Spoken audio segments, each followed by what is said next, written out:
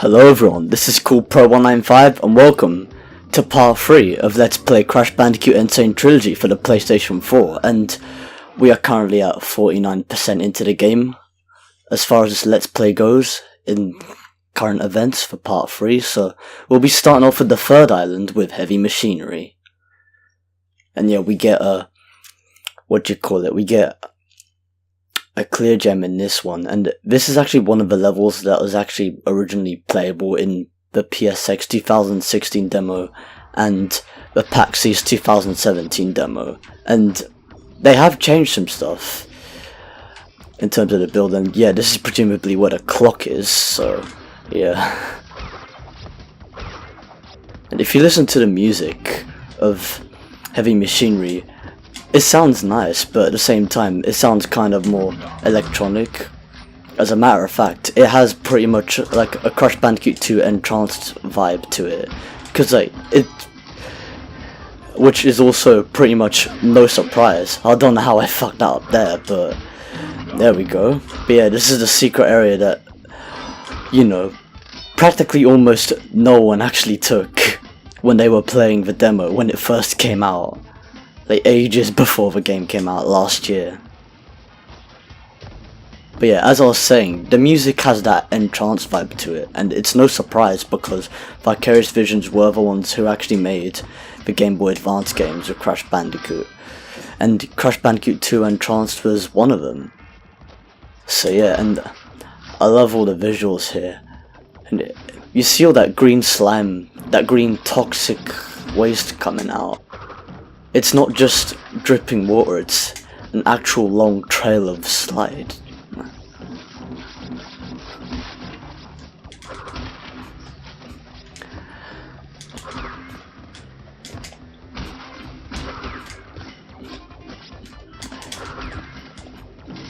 And I even remember, like, when watching people playing this demo, they've missed so many things, and especially with the Brio bonus round, which is what I'm gonna get to later on. Oh, I gotta wait for this enemy over here. Oh god. Alright. I saw a lot of people having difficulty landing on this platform as well, but, you know. Alright, yeah, we do have 2 Brio bonus tokens. I was just checking. Yeah, because now you need all of them.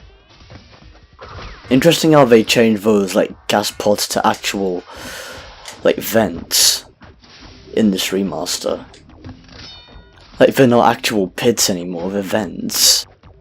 And here we are entering the Torna bonus round for heavy machinery, and this is actually the first Torna bonus round that was ever showcased for Crash Bandicoot Insane Trilogy from the B-roll press gameplay footage and and people's gameplay demos of the videos. And I gotta say, like, those of you who actually got to play the demo before the game came out, you're all you're all a bunch of lucky fuckers, man. Like, especially, like, those who lived in the UK. I mean, the US. Like, you had the demo before us, but yeah, then we started getting the demo much later on, but it was more closer to the release date. Over here, we got the playable demo in game stores in the UK. And that's the bonus round complete. Well, Torna looks like Cortex is always stealing Cortex. I mean, it looks like Cortex is always stealing Torna from the bonus round now. It's like she doesn't jump up like she did in the demo. But yeah, those kiosk demos, yeah, we had them in game over here in the UK, but unfortunately I'd never really got a chance to play it, but now that doesn't really matter. I'm just happy that the full game is finally out. Crash Bandicoot Insane Trilogy. It's the moment we've all been waiting for. And I wonder if this trick actually works. Yeah, it does. They still have that platform, you know, when you can actually skip that area. Wow. Okay, that is short. Oh yeah, and another thing I noticed about those springs is that they don't have that old sound effect anymore. They just have the standard bouncing sound effect. It just doesn't go ah, it goes boom, just like any bouncy crate would. Alright, let's get through this. That was close. And here's the Brio bonus round that millions of people actually fucked up on in the demo.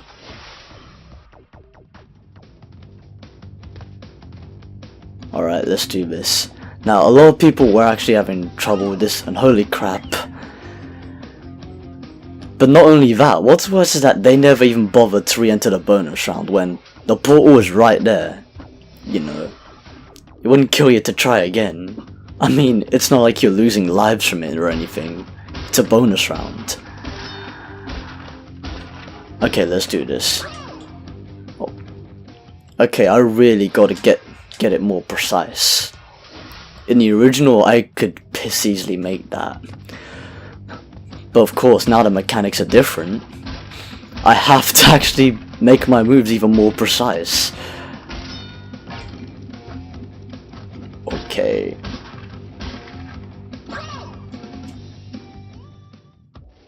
Well, that sucks.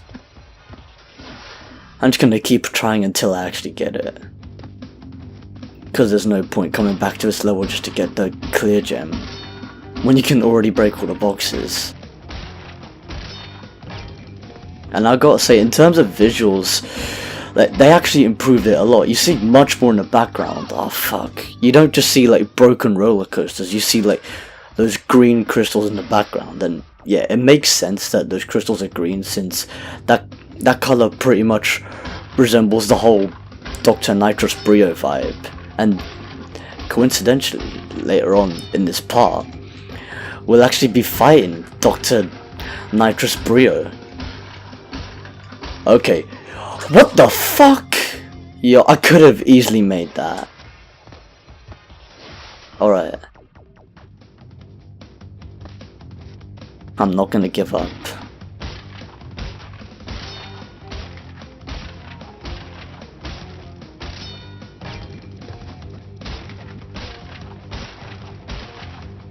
It's like I'm holding the buttons as hard as I can now, just to make sure Crash actually makes it.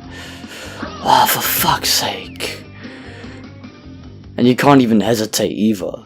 Like in the original you could hesitate and still make it, but now you actually have to precisely make it on top. You know, speaking of which, those crystals in the background actually remind me of Cavern Catastrophe and Crash to Insanity. I don't know about anyone else, but they really do remind me of Crash to Insanity. You know, when you're in the roller brawl and you actually have to roll into those crystals that make those loud chime sound effects in order for rocks to fall down and then create a path. You know, it would have been sick if they actually sort of implemented that into here, but I'm not sure how that would work. Oh, for fuck's sake.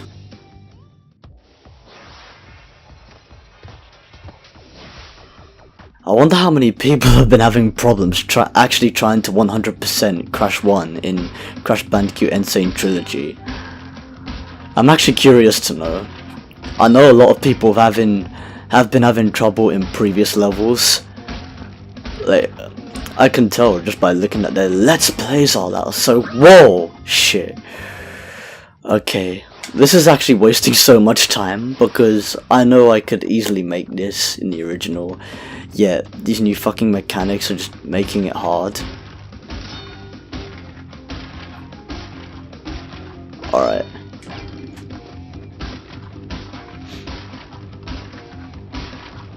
That Crash was actually so close to the edge. I did not know that he was not gonna make it. Oh crap. That was so annoying.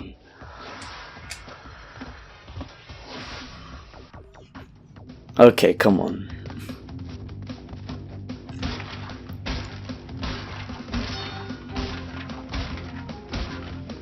Okay, I might just be quiet while I'm doing this because, oh, for fuck's sake. Fucking mechanics. Okay, that was retarded. How convenient, I land right next to the bonus round platform. It actually counts as a checkpoint, even if I die in the level, like the actual level itself. But still, that was a waste of a fucking life. Should have landed in a fucking portal.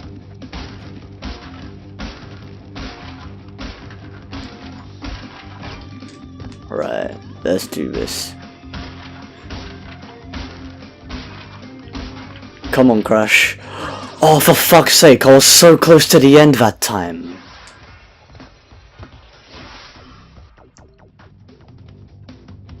Like, this is wasting much more time. This is making the part even longer than it should be. I just can't wait to get this shitty bonus round over and done with. Fucking momentum. Okay, nearly jumped onto the, like, burning pipes over there.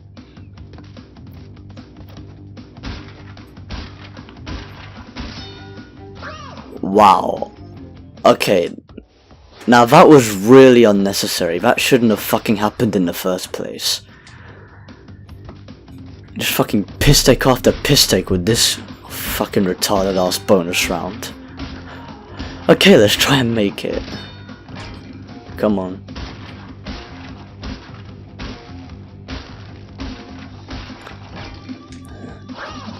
Okay, now that was completely retarded. I didn't even press anything that time, and I still died.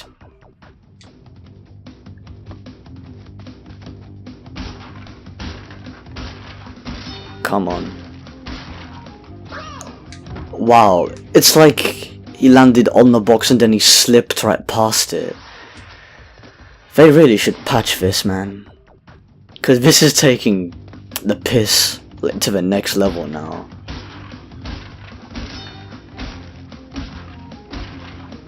Like, for real, this is a next level piss take right here.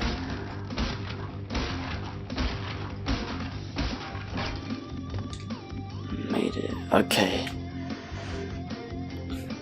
Let's try and make this. Oh, for fuck's sake, man. It's usually there. That it always happens. Like, seriously, don't waste my wow, okay, now that was an even more of a waste of time.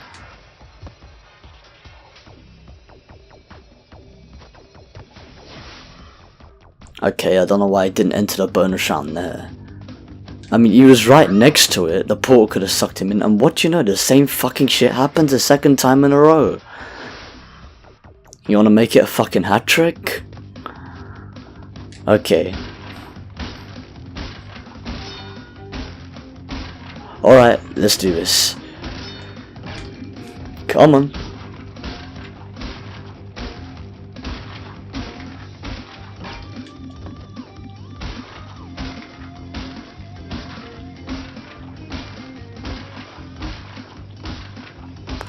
About fucking time.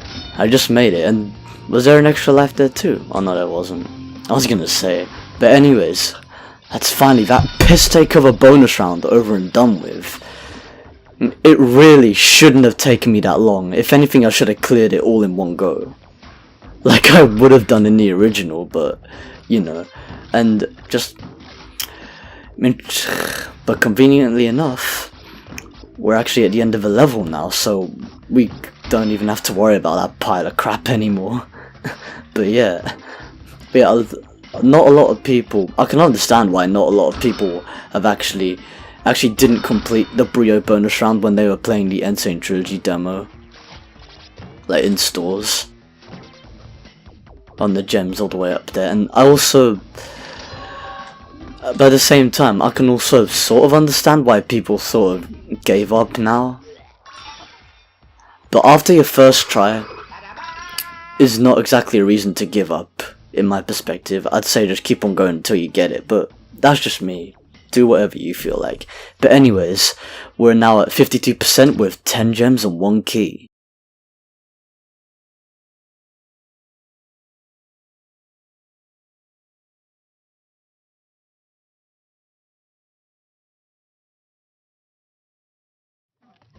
Alright, now moving on to Cortex power.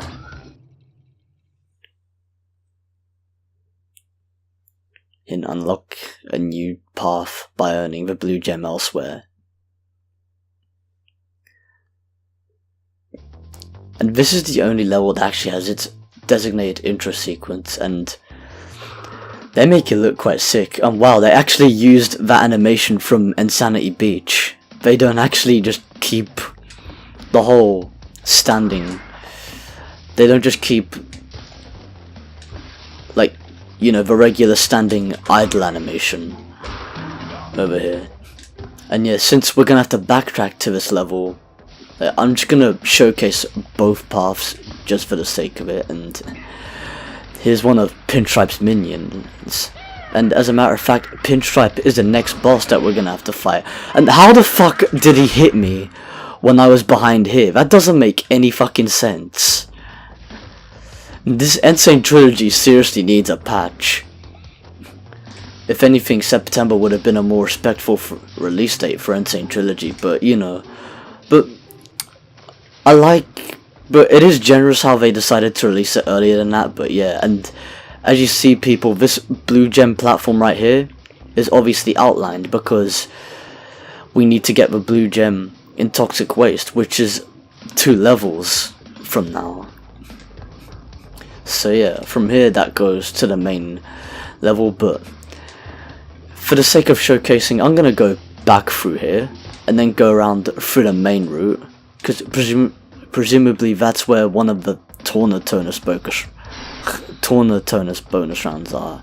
And yeah, Classroom Chaos pretty much resembles this kind of section quite well, where you have to hide whenever they're shooting, but this time, into Insanity, you hide whenever they're actually watching. Whereas like in Crash Bandicoot 1, they still see you, but you only just hide behind whenever they're shooting. Okay, let's try and make this. Yeah, made it. Thank God I did not get robbed off my jump. And I got robbed off a fuck ton of jumps in that Dr. Nitrous Brio bonus round in Heavy Machinery. Like seriously. But I'm so glad I'm way past that now. Okay, try not to... Thank fuck for that. Yes, got it.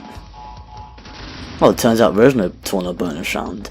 Oh yeah, I just remembered, the Torna bonus round in Toxic Waste is actually exclusive to the original Japanese version, whereas in the actual original Western release of Crash Bandicoot, there was no Torna bonus round in this level, but you know, I figured I'd showcase this for the sake of it. Oh yeah, and in the originals, there were crates with question mark symbols that actually contained lives within them, in that very section, so yeah. And over here, at this point right here that I'm standing on, you'd originally just see 1 box, but now they added 2 more. Now they just added another box here, so now we have 2 boxes in that section. And also, they made these pipes yellow instead of red for some reason. I'm not entirely sure why, but I actually find that really interesting. I don't know about you lot, but you know, it's quite interesting that they're making these unexpected changes that, you know, you don't expect them to make, but at the same time they actually work. But yeah, I'm just bouncing. I know I shouldn't be bouncing on these crates now, but I figured I'd do it for the extra Wumpa Fruit in order to get closer to 99 lives, because in each game you actually get a trophy of where you actually get 99 lives. So yeah, I'm a completionist myself, so yeah, and right now we have 33 out of 42 boxes, and there are more boxes in that secret path which you have to unlock by getting a blue gem from Toxic Waste, as I previously mentioned. And I missed 9 boxes. But yeah, that's to be expected anyway, since it's in that secret area that I have to unlock. And there's also a trophy where you pretty much miss as many crates as possible in order to make a shit ton of crates fall on top of Crash, while he actually until his animation reaches to a point where he dies from actually, you know, taking a hit from all those boxes that are falling on top of his head. Well, not dies, but like reaches the end of the animation point. But anyways, moving on to Generator Room, where we earn the yellow gem, and this is another one of the levels where I'm really gonna have to watch my step. Thank fuck you don't have to watch your step in that fucking Brio bonus round. I don't know how many times I'm gonna rip on that, but yeah. And we have to get a yellow gem here.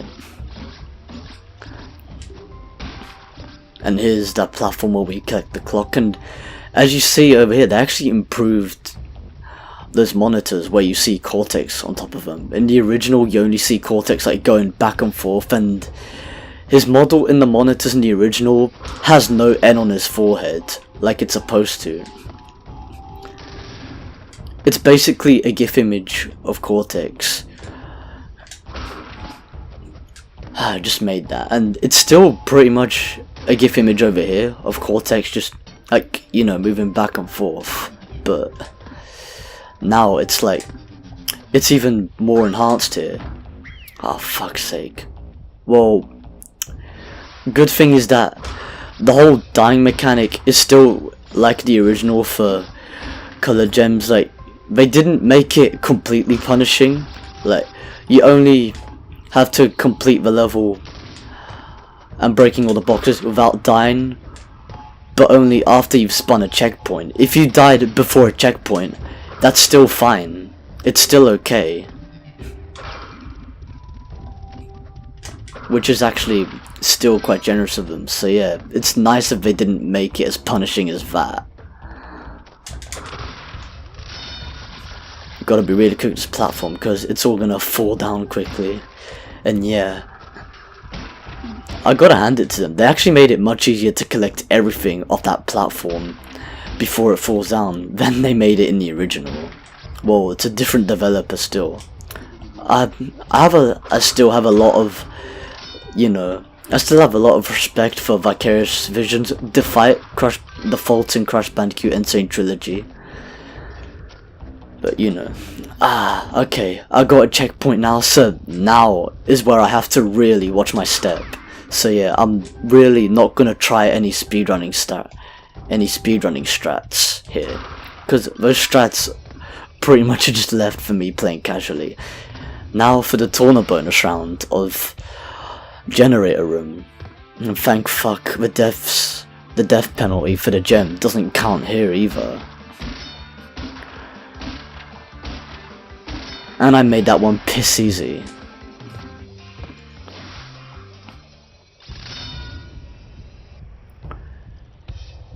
Like, it's 22 minutes already. I can't believe it's been nearly half an hour since, you know, since I started recording. Well, it's all because of that fucking Dr. Nitrous Brio bonus round and Heavy Machinery that made it much longer than it was supposed to be. Fuck him.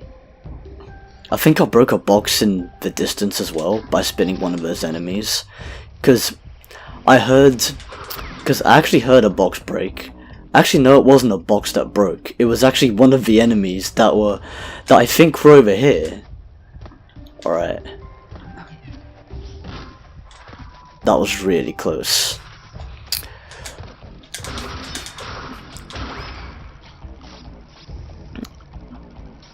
I've got to say, even the music of this level, they made it sound pretty much less dull than it was in the original.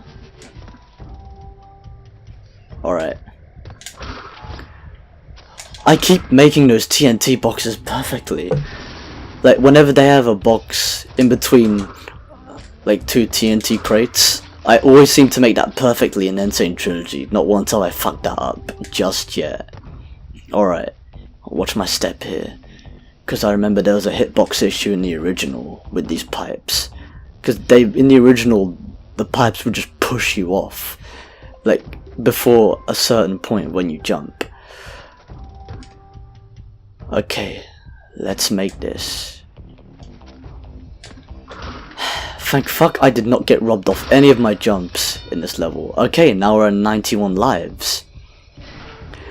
And with that being done, we officially have the yellow gem. Well, it looks like an orange gem. Actually, this is the orange. Actually, it is the orange gem because we earned the yellow gem in the lab. So yeah, I got confused there. Okay, now we're at 57% complete in, what you call it? In Generator Room. I can't believe I just forgot the name of the level. And yeah, they made the music sound less dull. They added more to the music. They added that part where it goes dun, la, la, la, la, Okay, now originally we will be going to toxic waste, but since we just got the orange gem in generator room, we can backtrack. We can finally backtrack to upstream in order to get the box gem there.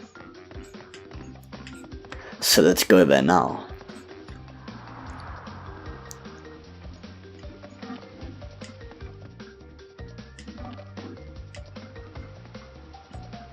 Alright, let's back to upstream. Yeah, I know some people may find that it's tedious to do the backtracking with the main progression of the level, like, along with the parts, like a long process, but this is how I personally prefer to do it. So yeah, it's my let's play, so more power to me. And yeah, we are gonna have to re-enter the Torna bonus round again, since the boxes are an actual requirement to the completion. So yeah, just like we did in Jungle Rollers.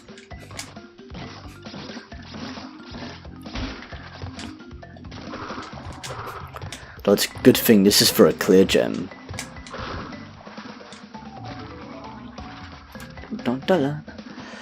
And I love this. It's so amazing. They made the theme even more kick-ass. Another thing I also, and since we actually got the chance to go back to one of these levels, I now get to say another one of the things I actually forgot to mention.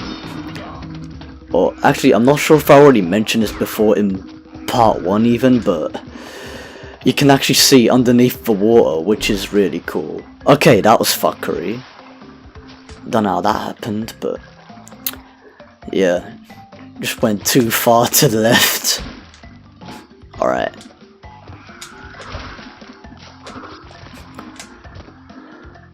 But yeah, now you can see much more in depth underneath the water. And this time, it's not just a plant you see, you actually see, like, the soil and the roots and everything of the trees. Okay. I think it's best if I actually land on this platform. Okay, I gotta time this properly now.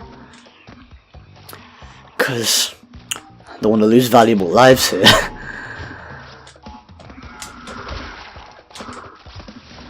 Get the bumper. Alright.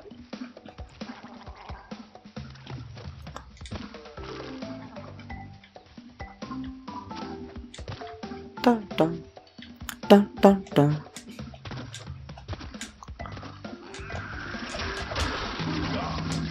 Alright, come on, let's make it. Yes, made it. Holy crap. I thought you could still actually make that like you could in the original, but you couldn't. Like, you couldn't make it all the way from back there. Alright. More lessons learned for Insane Trilogy. It's just a case of getting used to these controls now.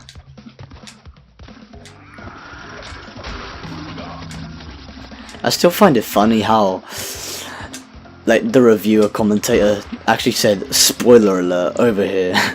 Like, spoiler alert, we have to unlock this gem path, or whatever the fuck it was. We need to get the orange gem from generator room in order to unlock this path, because there's a hidden box behind that tree trunk. Okay, now I'm just improvising upon it, but you know, why not? Why the fuck not? It's fun. Man, I still love the fact that they actually make these crates so much better. Well, by that I mean, I really like how, I still like how they project the shadow of the trees and the leaves, like, above, that are actually above those metal crates. Alright, that's the Torna bonus round complete.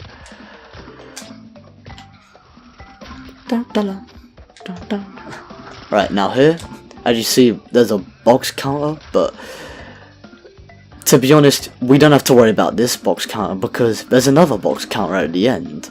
As you can see, we can these two orange gem platforms over here actually take us to an extended path of the level where there are even more crates that we have to smash. thus making the level longer. But it's not really that long, and yeah, I just made that. Although then again, you can still make that in the original. And now we have the clear gem for this level. Alright people, now that's officially upstream complete with its clear gem, and now we're up to 58% with 12 gems and 1 key. Alright, now moving on to what you call it, toxic waste.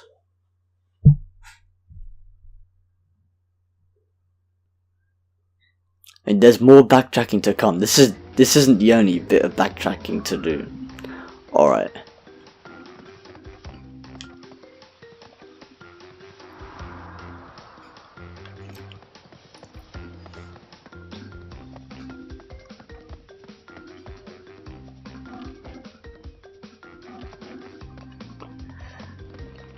Yeah, I'm just kind of going through in case I forgot something, but I haven't, so yeah. Now moving on to toxic waste, and yeah, this is the level where we actually earn the blue gem in.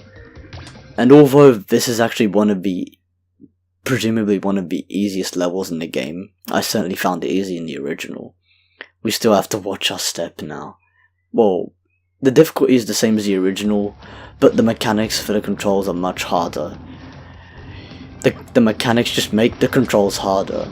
So yeah, usually I would actually be speedrunning through this level, but for the sake of the new mechanics, I'm gonna take it step by step. And the music sounds proper badass in this. I love how they remixed, I love how they remixed the toxic waste theme with like all these rock instruments. And it actually really fits like this level's atmosphere as well. Like it actually has, because in a way this level kind of has a metallic feel to it anyway, and now that you see everything in Insane Trilogy, it certainly looks even more metallic, telling by all the machinery over here. And these barrels that we have to avoid, yeah, this level is basically pulling a Donkey Kong. But in all honesty, these barrels aren't really much of an obstacle, but it becomes a challenge when we actually reach up to this third section, this third phase over here, where we actually have to avoid those bouncing barrels, as you see over there.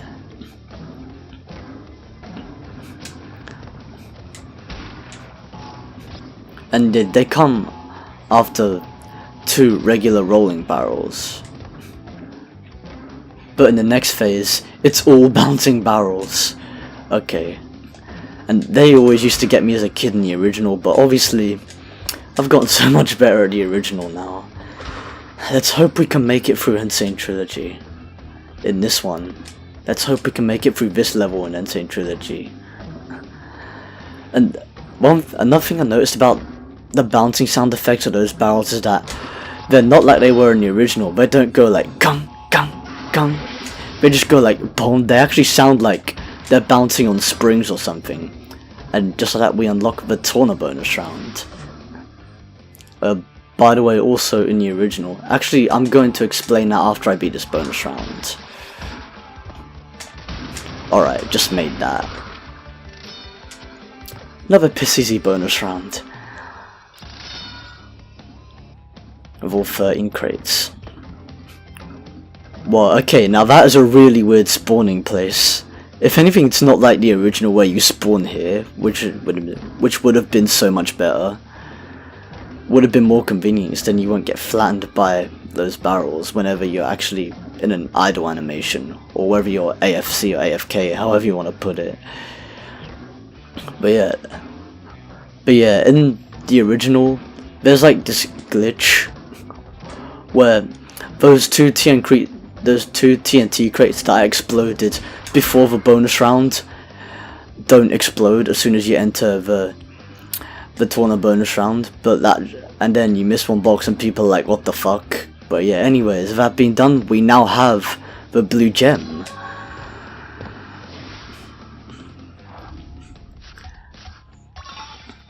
Alright, now we're up to 13 gems and 1 key at 59%, or 61% now, and Truth says, more gems are better than none for gold trophy. Okay, now it's time for even more backtracking. Now, some of you who have actually been keeping up with me from the first part with this Let's Play, you'll know that I won't only need the blue gem to go back to Cortex power. I'm gonna need it to go back to all the way back to the first island in Jungle Rollers. So yeah. So I'm gonna go there first in order to get that out of the way, and then we can go back to Cortex power. Usually you would fight Pinstripe straight after Toxic Waste, but that's only if you're just completing the levels for the sake of completing the levels and not actually doing it for the 100% completion. But since this is a Let's Play and I'm also a completionist myself, I'm going for 100%. It's much better to showcase it like that as well, in my opinion, but yeah. Anyways, now we're back to this level, and yeah, we're gonna have to do the bonus rounds again. But these bonus rounds aren't so difficult. Yeah, and some people are baffled by the fact that they only smashed the 2 crates that were over here, and they didn't notice that there was an extra crate up there that you actually need in order to get the Brio bonus round token. Oh wow, now we officially have the 99 lives token.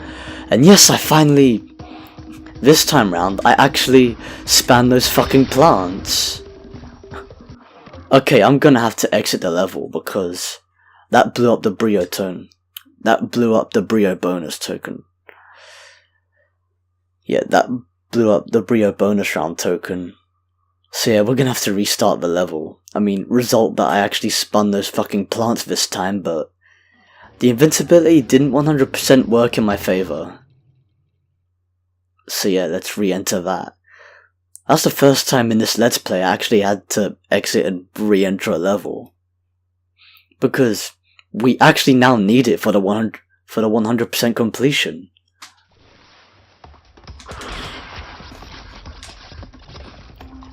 Alright. There's gonna be a hell of a lot of backtracking in this level. Fucking hell, Jatworks. Jatworks just messaged me like saying, give me a shout out and you're OP. Whoa, funnily enough, your message just came up in my Let's Play, so pretty much you just gave yourself a shout out. But yeah, anyways people, now that that's just been done, yeah, I'd like to give a shout out to Jatworks, who's now officially known as Yellow Nakji on YouTube. And okay, I don't think it was wise for me to actually get the invincibility before, so I'm just gonna wait for it to wear off. I don't want to risk like blowing all those TNTs up before I even get there, because then that'll, you know, then that'll jeopardize my chance of getting the Brio bonus round token once again. There. I dodged another bullet. But yeah, Jatworks is now officially known as Yellow Nakji, and if you want to check out his channel, then check out the link to his channel in the description. Alright.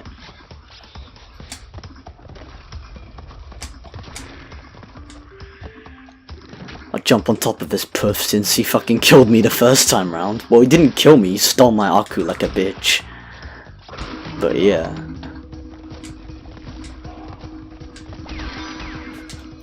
And now here we are back into the Torna bonus round for Jungle Rollers. And look, I made that same fucking mistake the first time round as well. It's Rolling Stones, not Jungle Rollers. Alright.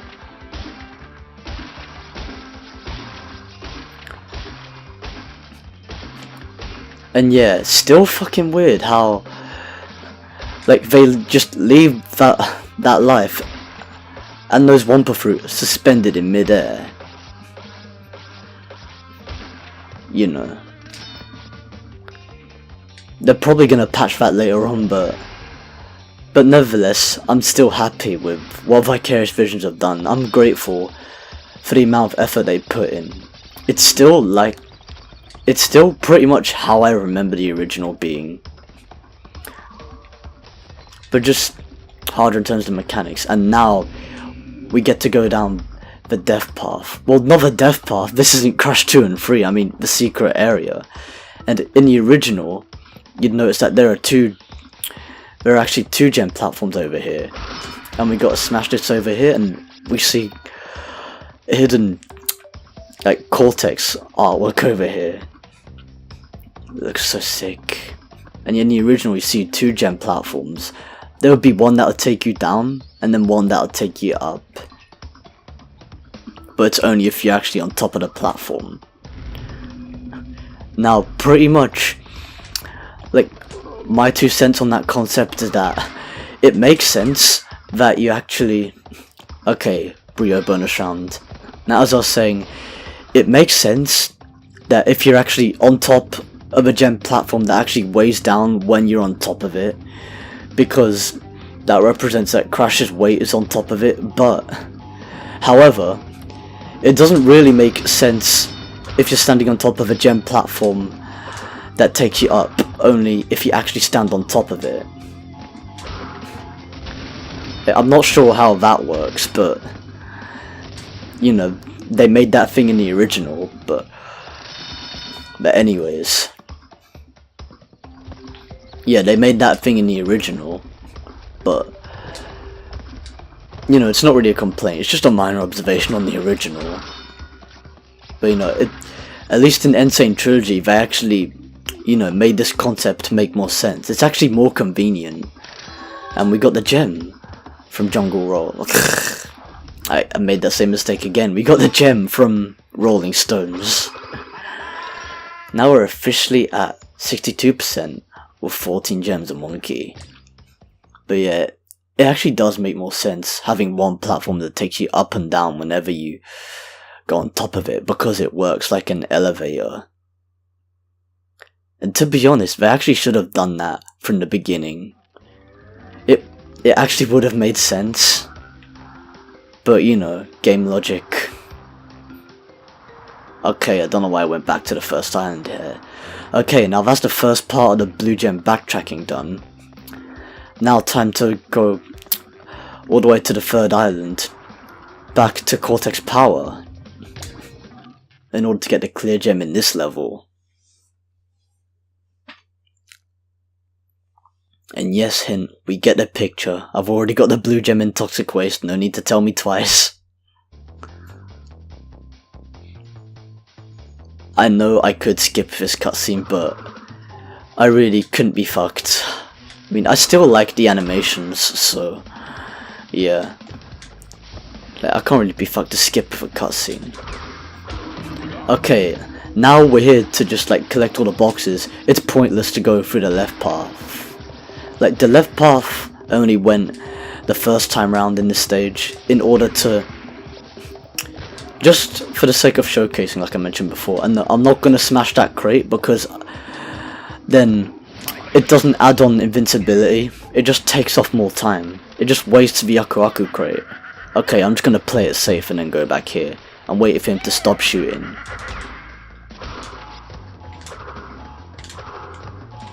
Yes, made it. I seriously done that how many times? That took me like 3 or 4 times in order to actually make that shit this time. But you know.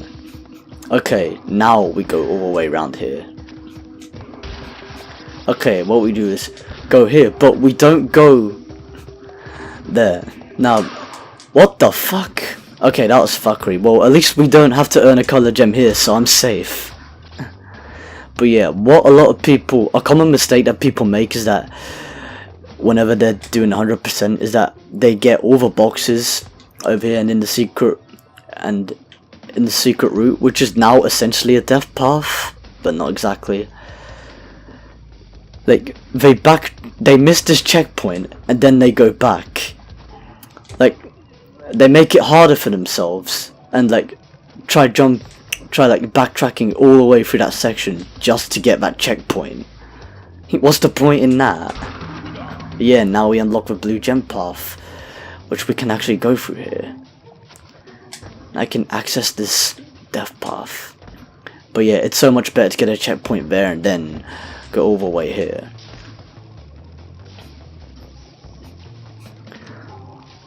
Okay, I see box crates. Oh yeah, there's the box crates. I mean, the regular crates and the TNT crates. That's interesting. I actually got them all in between the TNT crates as well in time. Alright. Made it across.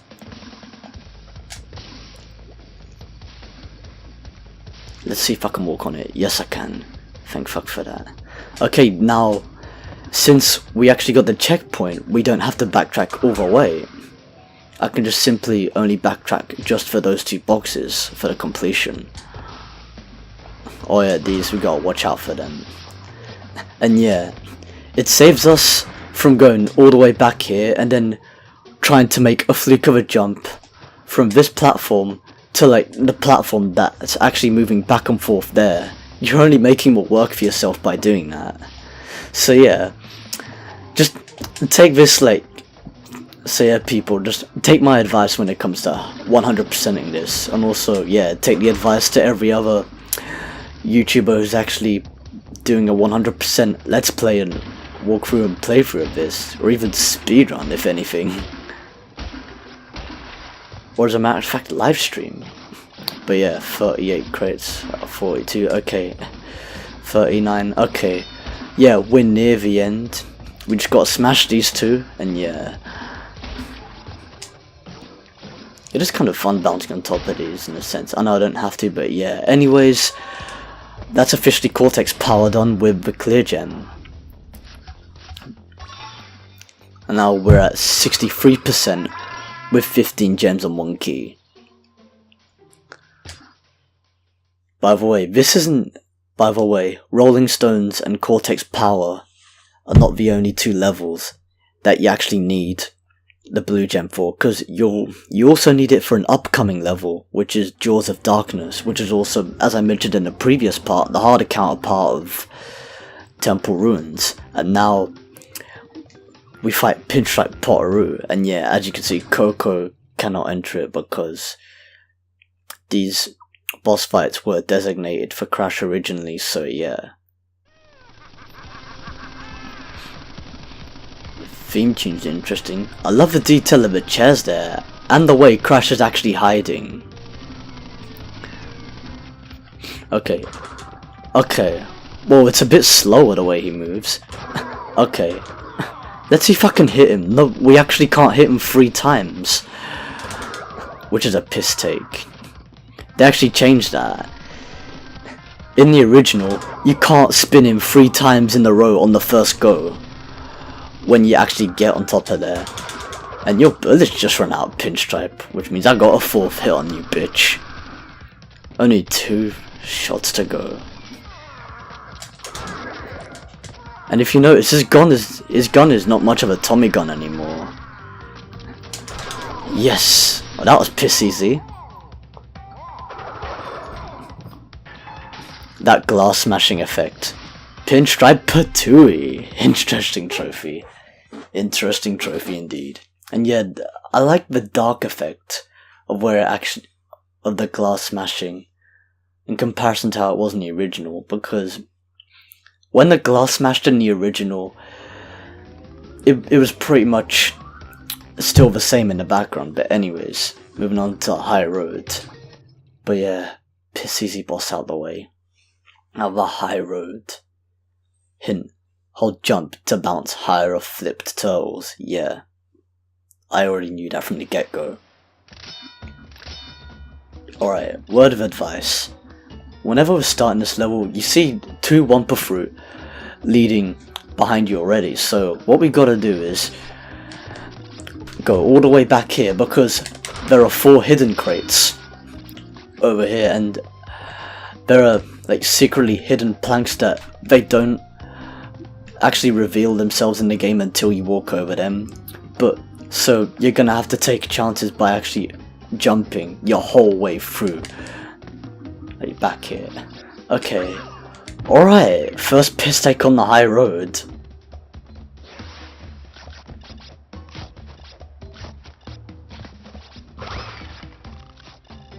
Made that.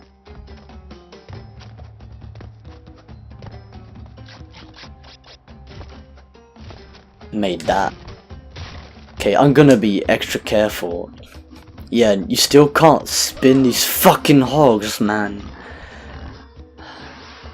I'm not sure if he actually went that far back in the original. He probably did, or probably didn't. I don't exactly remember, but if he didn't, then yeah, that is a fucking piss take. Okay, let's make it. Whoa! Okay, I made it the second time, but I made it the first time I landed there, but not the second time. Alright. Come on. Man, this road, I mean, this level is actually a killer to a lot of us, like, OG players from back in the day. Again, okay, now that was stupid.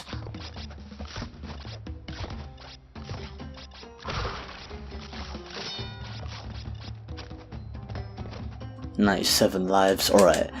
Let's keep it moving. What? Okay, I pressed X and he didn't even fucking jump. Like, what the fuck gives?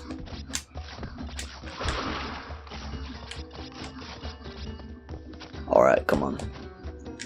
Dun, dun, dun, dun. I still love the music for this though.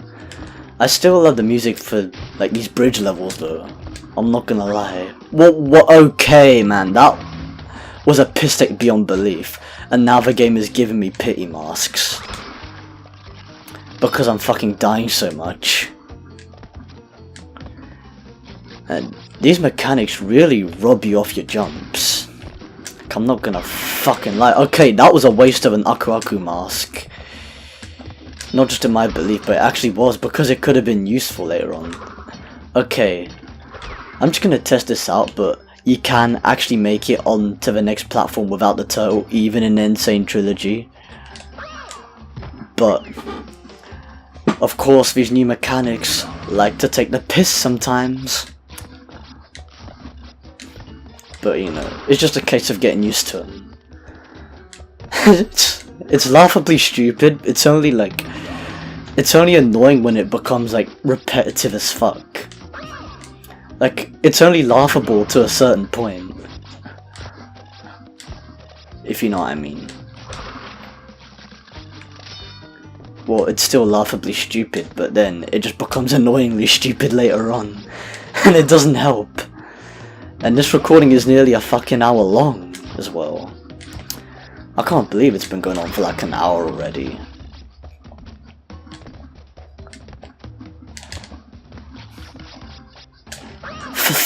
Seriously game, don't make this any longer than it already does. Don't make this any longer than it's fucking supposed to be. Stupid shit. Alright.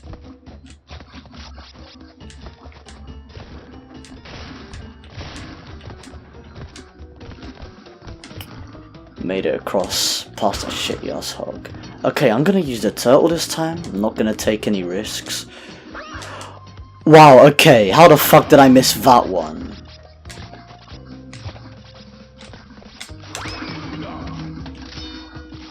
Ah, invincibility, bitches. Fuck that hog. That hog could suck my dick. Yeah, bitch. It's even better how in the original Crash doesn't actually rebound off the hog. He actually still makes it. He actually kills the hog with the invincibility.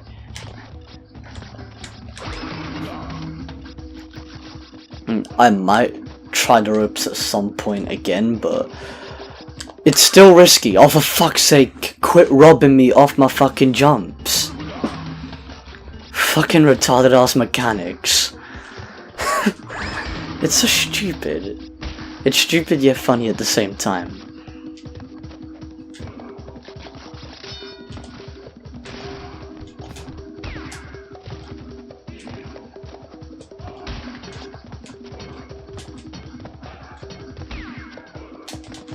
Yes, I made it. You see, you can make it without the fucking turtle. Don't miss the turtle like a bitch this time. Okay, that was pathetic. Man, imagine how slippery climb is gonna be.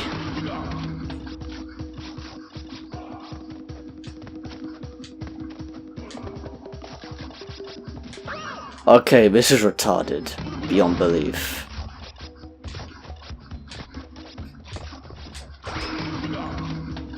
Like, this part is gonna take like way more than a day to upload, I'm not gonna lie.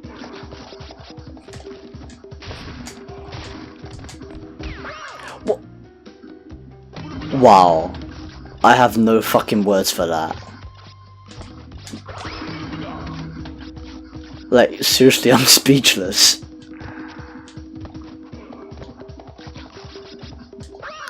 Okay, quit with the fucking cheap deaths already, man. Like, it may have been funny like the first bunch of times, but you know, there's a time and a place.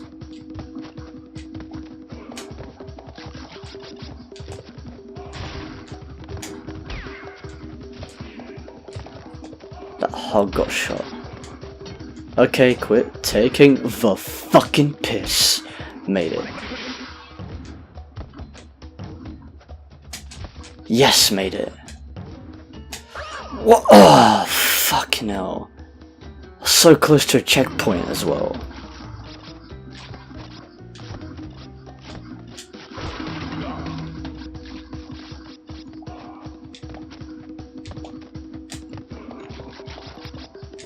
Wow. Okay, near the beginning of the level, now that's just taking the piss. I mean, come on, since I actually made it further into the level, this really shouldn't be happening. Really? Didn't even register the fucking input when I pressed X? Like, come the fuck on. I mean, I know some people may not be getting a good vibe, like hearing me all pissed, but you know. But you know, it's not exactly my fault. I mean, I'm doing the best I can to actually hype up this commentary as well, but you know,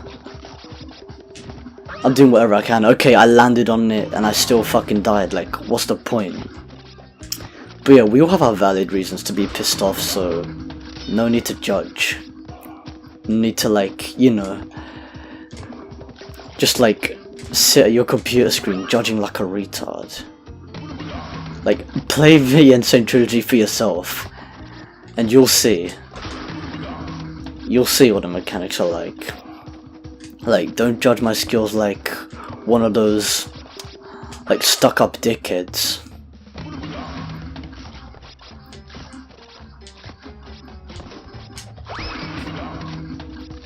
Alright.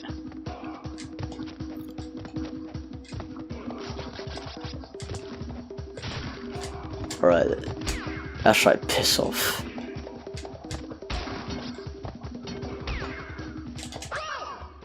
Oh fucking K, seriously. I've lost count of how many times I had to go back here. Like, seriously. Like, the Brio bonus round in Heavy Machinery and the High Road as a level, whoa, the High Road as a level are both making this part even longer than it should be.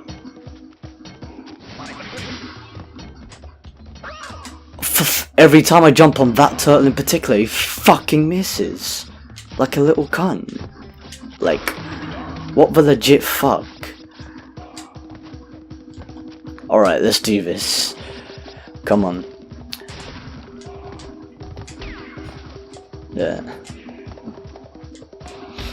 Yeah, another thing I was actually gonna point out was that... Oh shit. Okay, now that really shouldn't have happened.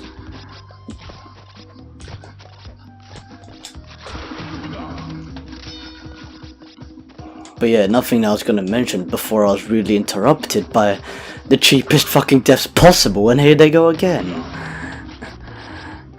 Every time I talk about it, that happens.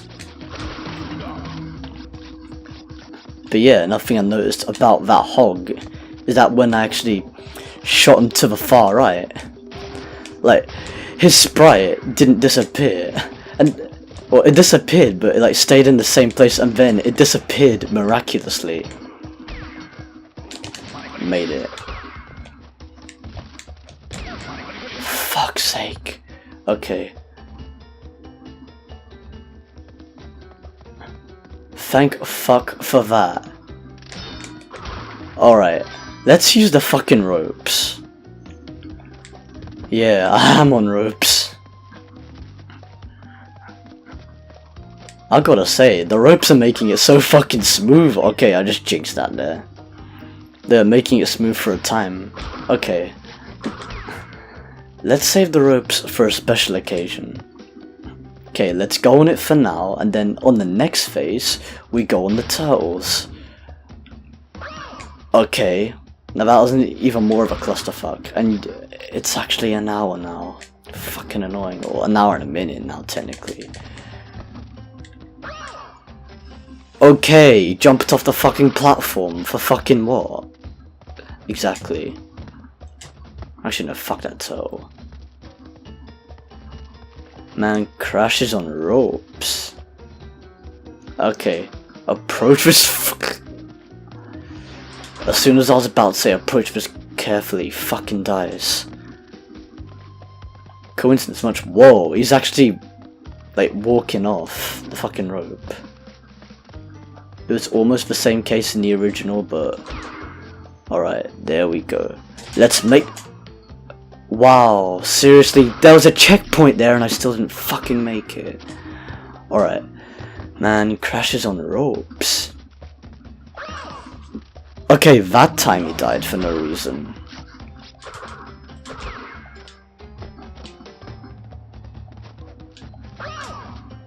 And he could have easily landed that, but thanks to the shitty ass new mechanics, they fucked it up. They really need to patch this, man, I swear. I've lost 15 lives because of this. Well, I actually lost more than that. I've earned more lives than that. I've actually lost more lives than that because obviously I've earned some lives along my way of this fucking piss take of a high road. More like the high road to fucking hell. Hey, Jesus fucking Christ.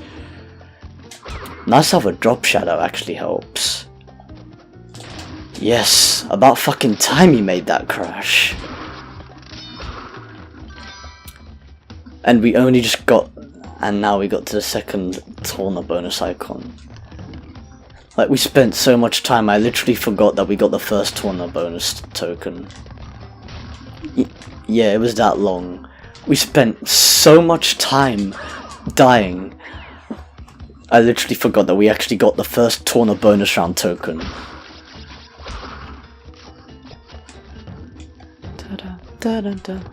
More hogs. Alright, let's make it through.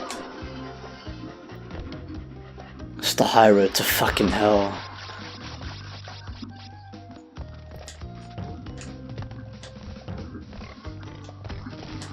But I still love the background of, oh, for fuck's sake, that stupid hog had to be there. Fucking cunt. It's also funny I'm not getting any pity masks anymore.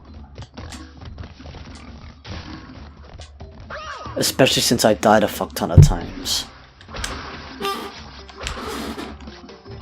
Alright. Rope, okay. No crash, don't fuck this up. Ah, man. I actually thought he was gonna slide off, so I jumped just in case.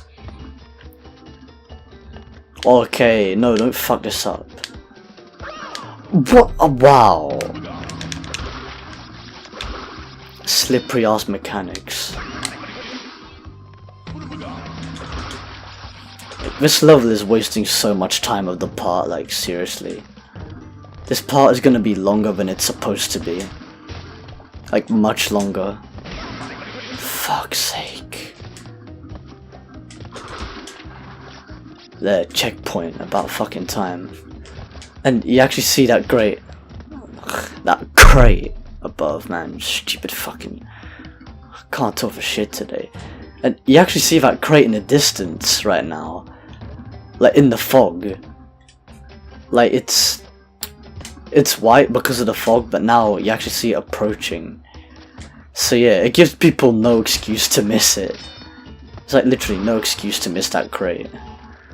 Because some people are like finishing this level and then they're like, I missed one box? How the fuck did I miss one box? Oh shit, oh crap. Okay, well I'm feeling a bit better that I'm, you know, further onto the level. Okay, it didn't register the fucking jumping input, but it registered the spin. They really need to patch this. Okay, you jump on the rope and you slide off. G fucking G. Like GGWP. But drop shadows actually help. It did that a second fucking time. Didn't register the fucking jumping mechanic. I fucking hate the shit out of input lag.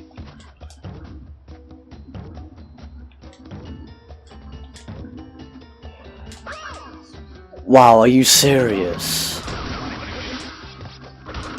Oh, that was even more retarded.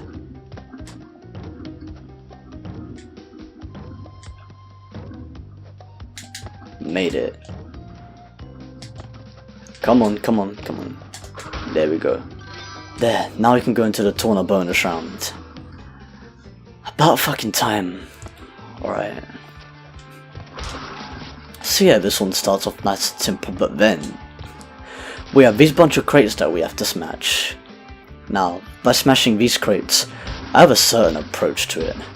Because you don't want to smash them all in a row, because then at the bottom you're gonna have to go back anyway to smash these at the beginning. So it's better go here than, I was gonna say go here then land on that crate, but no, the fucking mechanics decided to be a bitch on me yet again. Like, fucking chill your tits already. Alright, let's do that.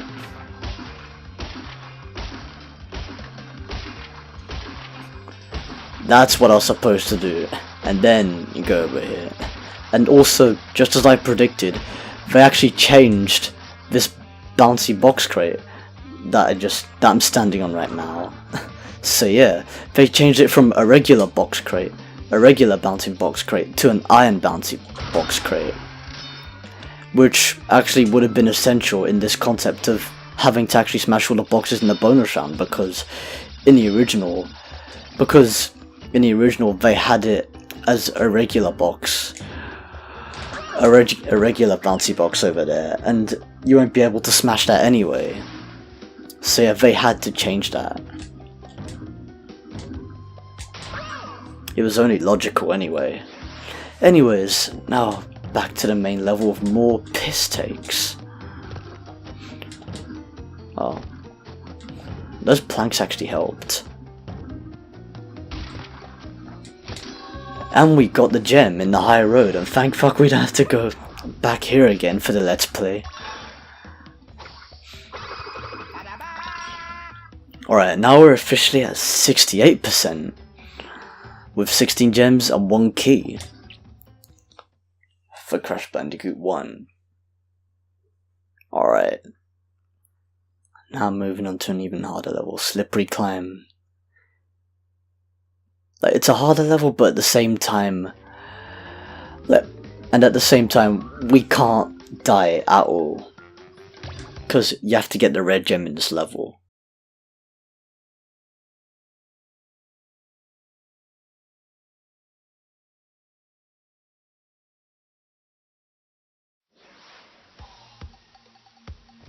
Okay, now I know this is one of the hardest levels in the game, but just entering it, like, I love how the background looks. You can actually see, like, the sea this time. The water looks amazing, and the sky in the background just looks fantastic. And as for the music in this level, and yeah, here's where you actually have the time clock over here. Yeah, I know I keep pointing that out just in case, for those who want to know, but yeah. And also, for this theme tune, they actually made it sound more sinister over here. It sounds like you're inside a mansion, if anything.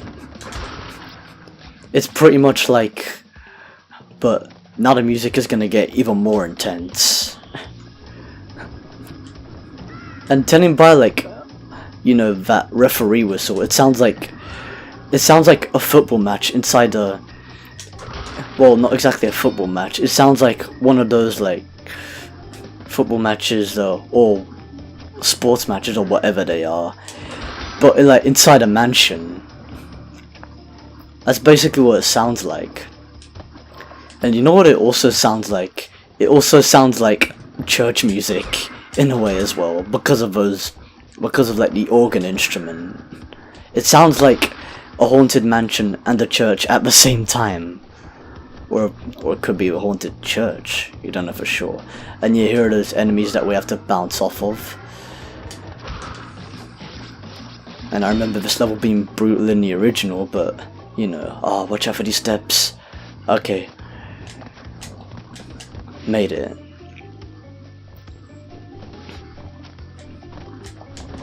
What the fuck? Okay, now that was taking the fucking piss, and now I have to restart the level. Like,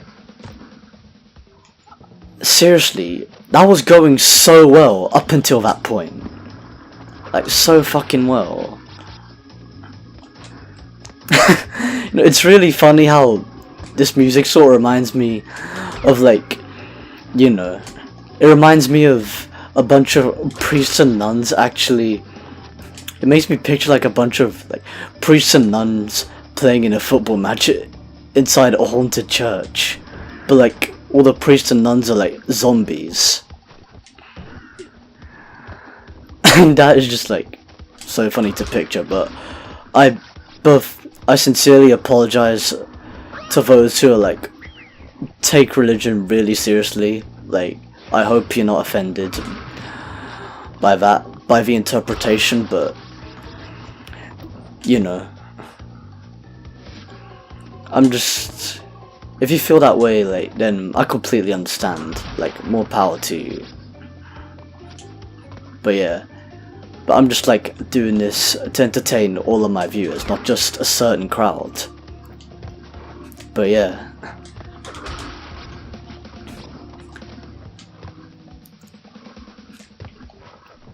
And those lights inside those, like, areas, I don't know whether to call them cages or not, but behind those bars, shall I say. But yeah, the lights behind those barred windows, actually, what do you call it? They actually, like, I don't think they were, they were not there in the original. So yeah, that was actually a really nice touch that they added there.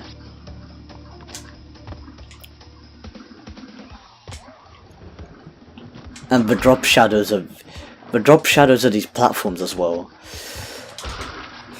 Like, it just enhances the detail. Oh, and also forgot to mention, this is the first level we actually see rain. Like, the first level ever we actually see rain, and the raining physics actually look awesome. Like the fact that they're actually dripping on the screen. I mean, they're not even distracting at all anyway.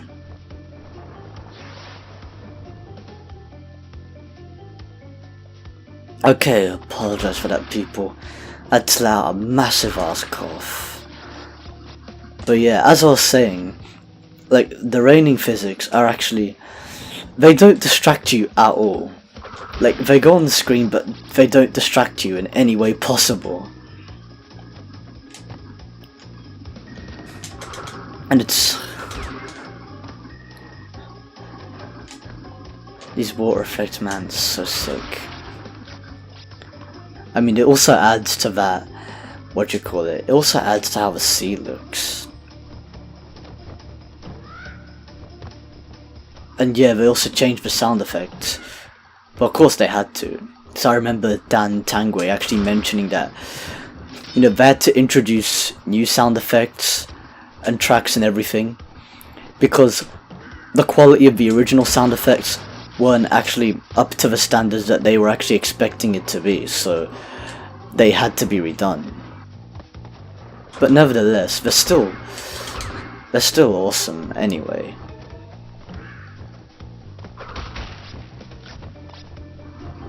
Like, there's nothing wrong with the new sound effects. It's just different to the original. Different doesn't always mean bad.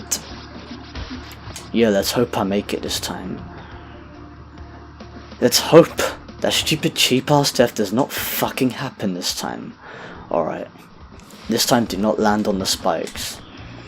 Made it.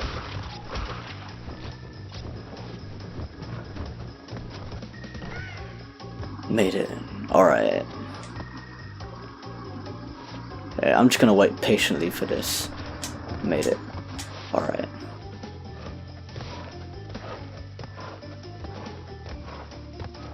Alright. Okay, that was really close. But yeah, in Crash 1, sometimes you do actually find yourself jumping a lot. Like, jumping out of, like, suspense. Speaking of suspense, this music actually covers the suspense quite well. Like, it sounds less dull than the original, to be honest. Or, not that the original sounded dull at all. I mean, they did the best they can for its standards. Oh yeah, and I have to watch out for this as well, because the hitboxes of these are actually much larger.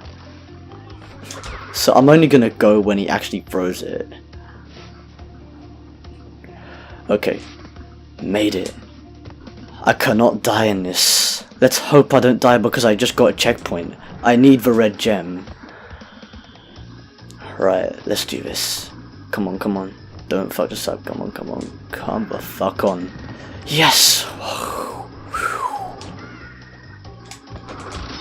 This is where my heart is really pumping now. And now we got the second Brio bonus token. Second Brio bonus token. Second Brio bonus round token acquired, yeah. That's better. Yeah, I apologize for repeating. I'm just trying to get the... I just like saying the full terms because that's just me. Wait, it's easier to actually destroy these now as well. To actually attack them, because in the original, if you jump on them, like, there's a chance where you can actually get, like, pushed away by them still, but if you jump on them, it's fine. But if you spin them in the original, you can get pushed away, but not all the time. But anyways, moving on to the Brio bonus. Alright, now. Yeah, I'm just gonna spin here to let that TNT crate explode.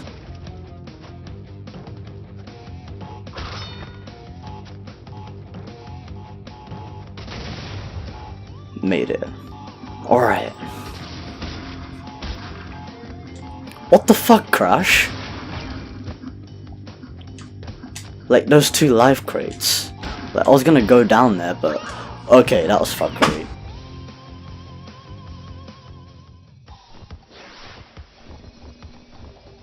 Alright, back into the Brio bonus.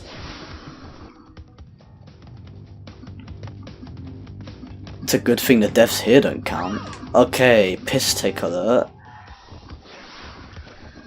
Piss easy bonus round yet dying for no reason.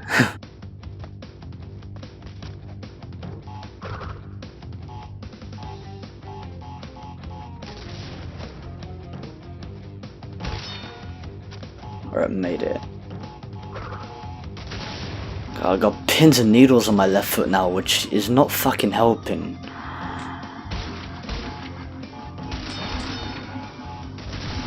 Fuck.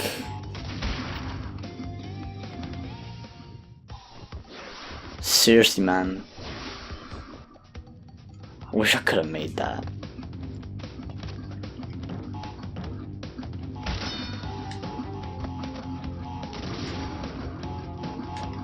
What the? Wow, okay, now that was clumsy as fuck. Man.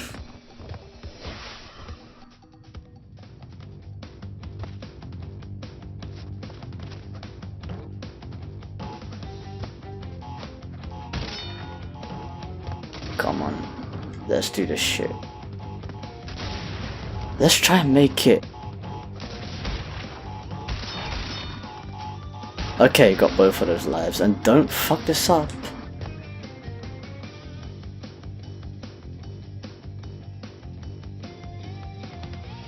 Okay. I did not want to do that. Basically, I wanted to get down back onto that springy platform because I don't think I should have gotten on top of that platform to begin with, because then the explosion radius of a TNT is only gonna blow me up. Considering I'm that fucking close to it.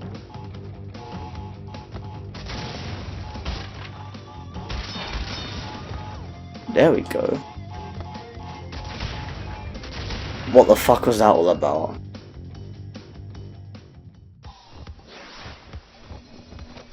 Timing is certainly key in these situations.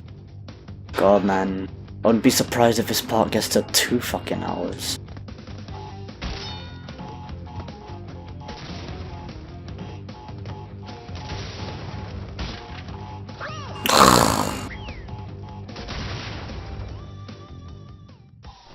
Fuck's sake.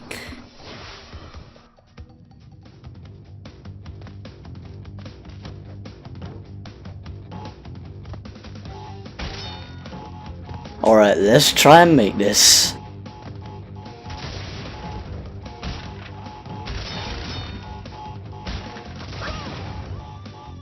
Okay, that was really pointless.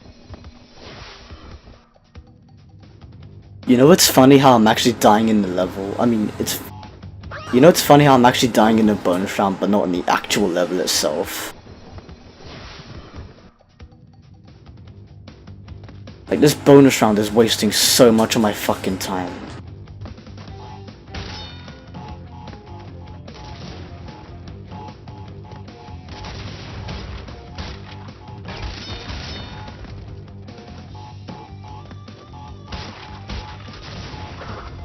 There, that's the safe approach.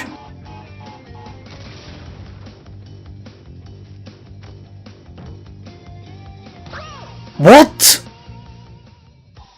Wow. Now that was a fucking piss take.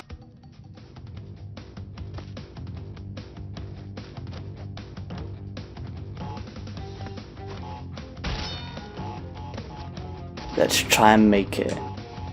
Come on.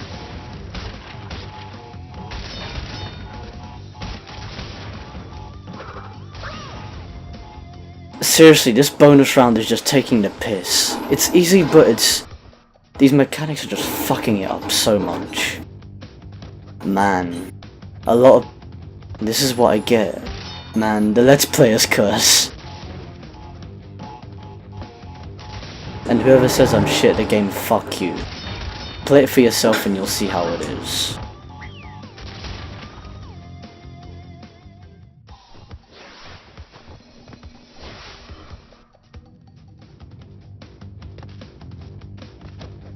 Like, it's not like you're any better if you're just gonna sit around judging and not actually playing it.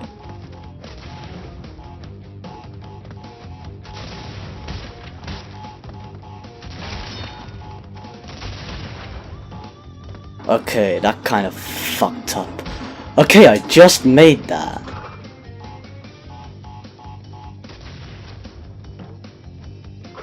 Yes, about fucking time. There we go. The Brio bonus round for the slippery climb Dr. Nitrous Brio bonus round complete. About fucking time. Okay, let's approach this carefully. If I die here, I'm gonna have to redo the entire level, including that obnoxious ass bonus round all over again. Okay. No! Shit! Well, we know what that means. Oh. God, man. This is so fucking tedious. This part is... I wouldn't be surprised if this part was 2 fucking hours long. You'd expect this from a live stream, but... you know, since I died, I'm gonna restart anyway.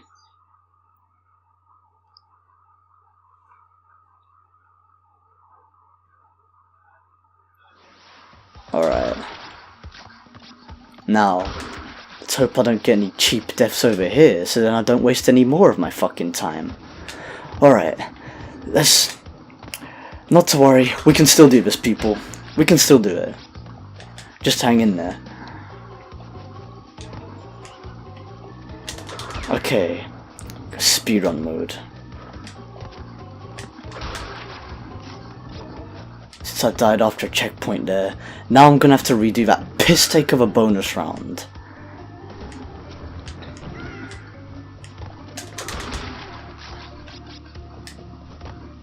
Oh man. Alright, made it.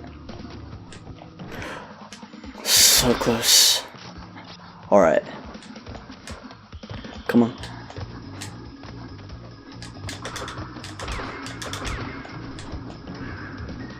Alright, that was a good run. That was a good run.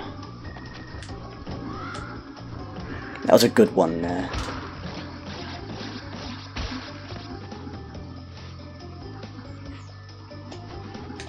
Thank fuck for that. I jumped early as fuck. And I made it. I made it and I jumped early as fuck. Yay, no cheap death on that shitty ass spike. Okay, whoa, okay, another fucking cheap death just occurred. Like, kick a fucking man when he's down.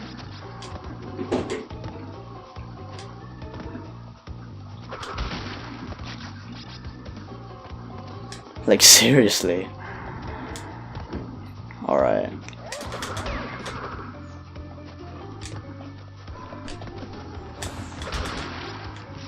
Okay. Alright. I just hate it when he drags them to the side, but okay. Then again, that's to do with the positioning, so yeah. First time I actually had to restart level, all because of a fucking color gem. Come on, man. These physics aren't exactly helping. Alright. Let's do this. Well, then again, it is to be expected, you know. I'm not too pissed about it because I understand that it is to be expected. So yeah. PISSTAKES are to be expected because it's a brand new build. Of course they're gonna change the mechanics.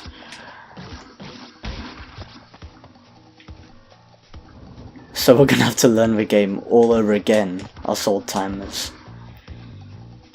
Alright.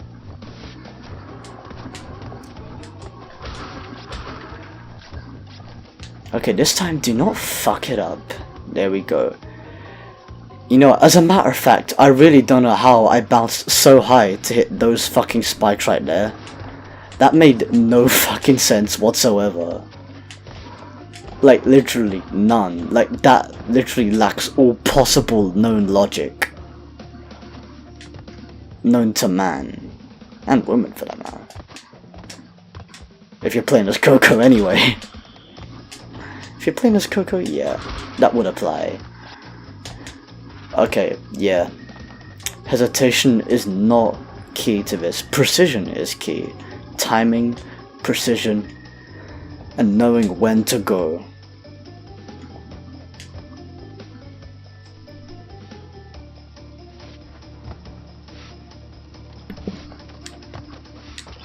Okay, watch out for this fucking hitbox.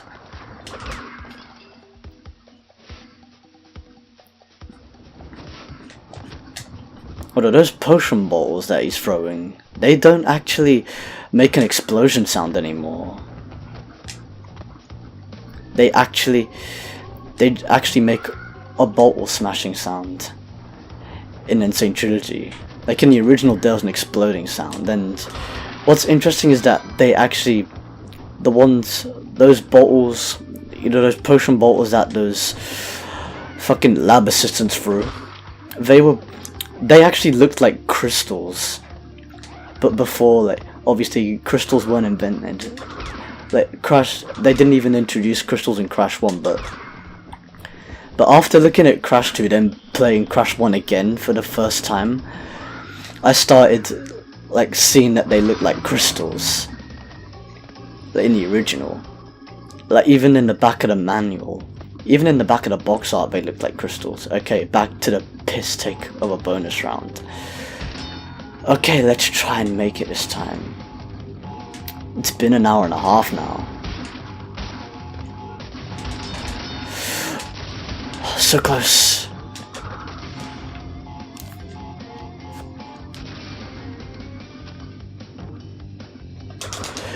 Ah yes, just made it first time this time. Thank fuck for that. Well, that was a stroke of luck. But let's not get too overconfident.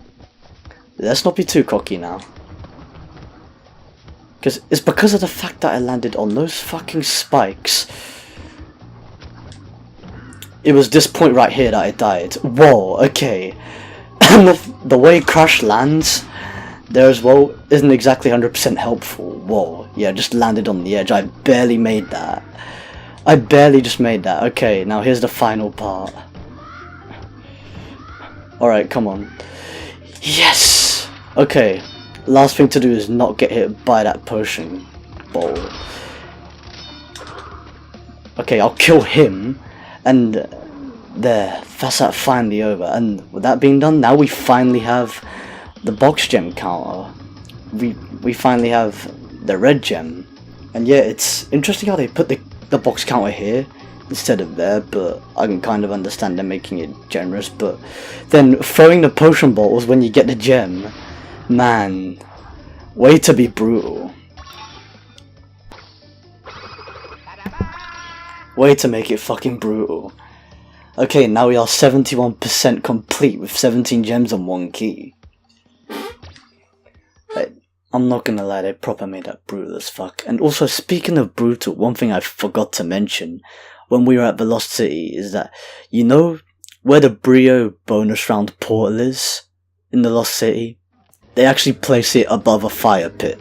So if you don't have all the free Brio bonus round tokens, you fall into the fire pit when you jump onto there. You fall right through the platform and then go into the fire pit. But anyways, people, now that we've completed Slippery Climb with the red gem, now is our time to backtrack to 2 more levels that we actually needed a red gem in.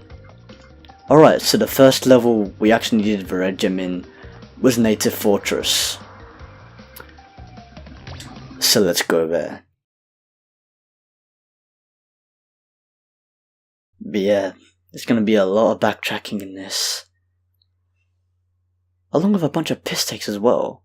Hint, want old school controls? Try the directional buttons. Yeah, fucking figured that. And yeah, re-entering the bonus rounds is another...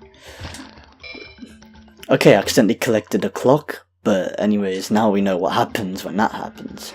But we shouldn't collect the clock, because it locks the bonus rounds, so fuck that shit.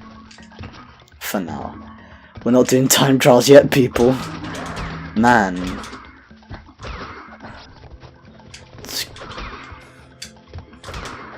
Alright, let's try and make this. Hope I have a better run than last time.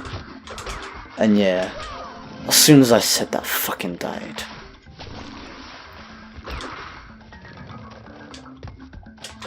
And I now have the Let's Player's luck and the Let's Player's curse. Like, go fucking figure.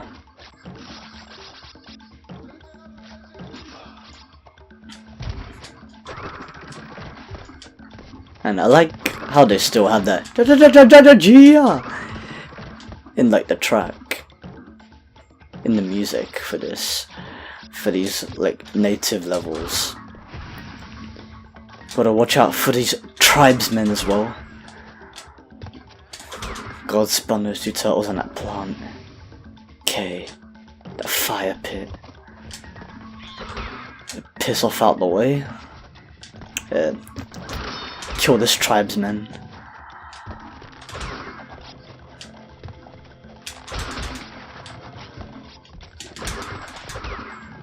Alright.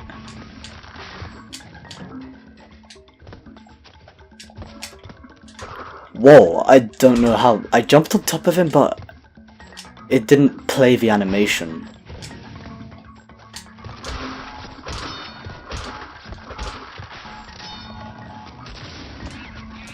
Okay, made it through there in one piece.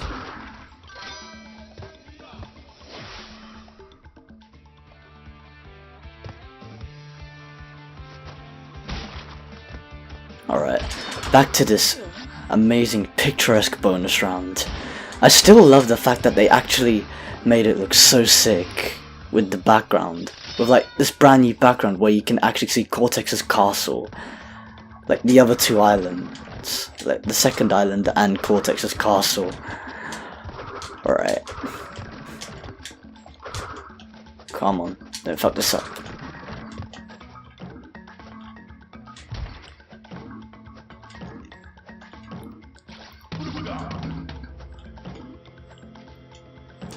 Wow, okay.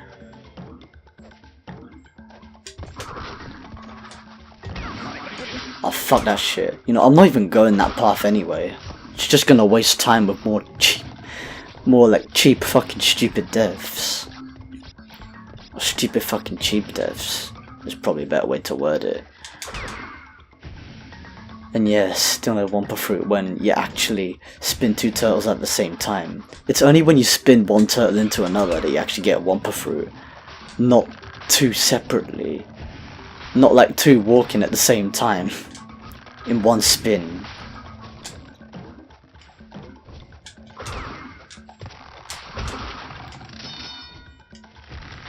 And here we are, people, with a red gem platform. And in a way it still looks pink. In a sense, just like it did in the original, but you know. But it's actually red. So yeah. And what do you know, in that platform you can't actually move when it's taking you up, so yeah, it saves you the risks of, you know, it saves you the risks of accidentally killing yourself just by pressing a button. Funny how Crash is still standing on an edge of a cloud, but yeah, now we're on the clouds, which is pretty much a Rayman reference over here. Okay, got that life.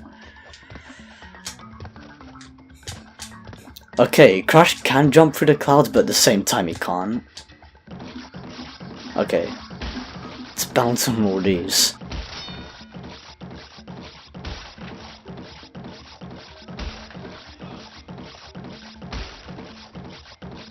Ah, that's out of the way.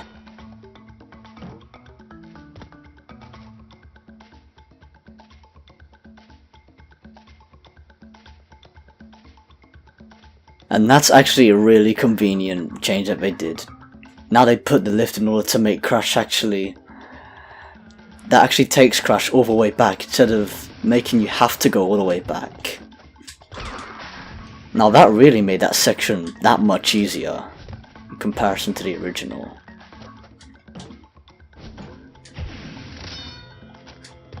Alright.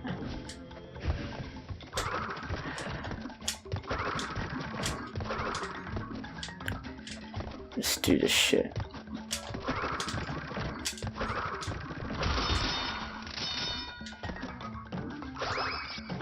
Oh no, here's where the boxes were.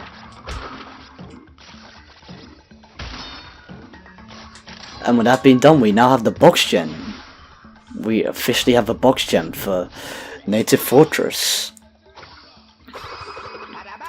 And that leaves us with 72% complete with 18 gems and 1 key.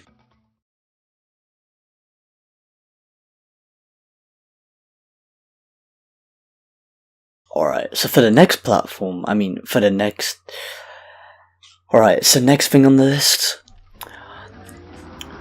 we're continuing off with the red gem platform backtracking by going to Road to Nowhere in order to go to that secret area to get the clear gem in Road to Nowhere in the second island. And direct attacks don't hurt these high altitude dogs. Well, of course they don't, it's only the invincibility that kills them. That's it. But they never killed him in the original though. Yeah, nothing I've never really noticed, or kind of did notice but didn't point out, was this crack over here, like on the platform before the bridge. It's quite an interesting touch to it. Just shows how it's not just a broken bridge, but like the mountain is also broken as well. And also, another thing that I could have actually mentioned from the beginning is that you see those crates of Wumpa fruit, those actual brown lined crates. Sorry, I can't speak for shit today. Those actual brown lined crates that you see in this game. In the Insane Trilogy, you actually see the Wumpa fruit that's inside them. Whereas in the original you couldn't. Actually, you could have, but it was very faint in comparison. But now, they make it so obvious. Okay, now moving on to the next checkpoint, and here we are with the red gem platform that takes us to the secret area, which is now a cryptic area of the level, which pretty much has the similar design to, which pretty much uses the same kind of assets and, like, you know,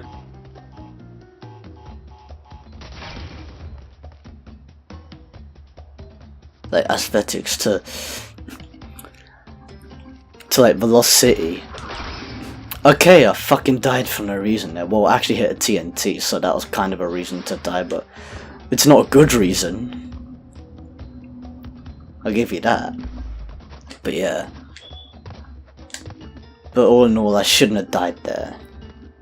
But I apologize for, like, muting my mic at some points. Yeah, I'm really letting out some stupid coughs that are just building up in my throat as well. Alright, that's that out of the way. Now I've got to blow this up. That's that crate done.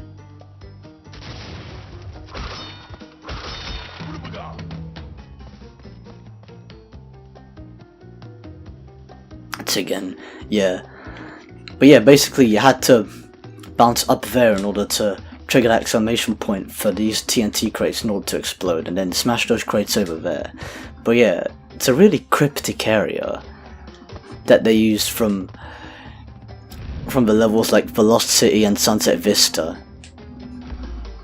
And what's interesting is that I'm actually not dying as much as I did in this level originally when I was like first playing it casually and doing the Let's Play. Like in the previous part, I was dying much more times in this level. But you know, it's a good thing the high road is out of the way, thank fuck for that.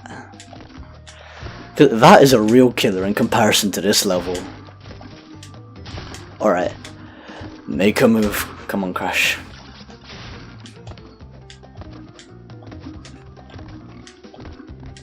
Yeah, I also apologize for not talking at some points either, because, you know, the concentration is real. Alright, now for the tournament bonus round, which we re-enter for the 100% completion. Alright.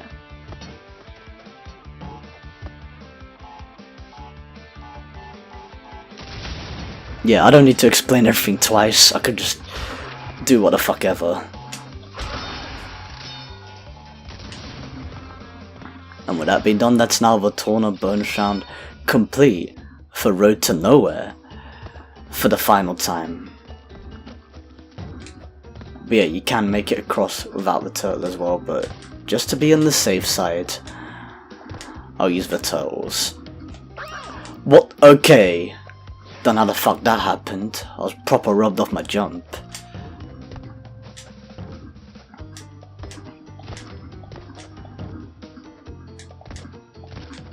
Alright.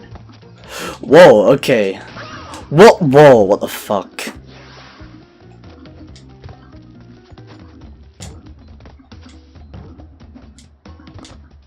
Alright.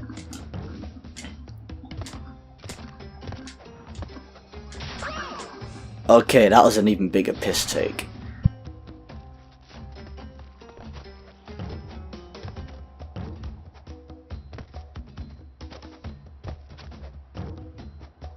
Again, man.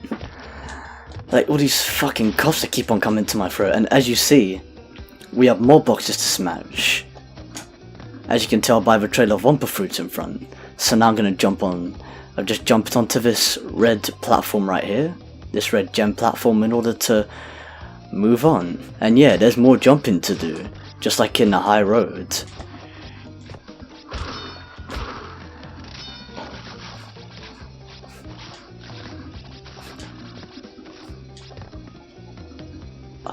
Okay, really?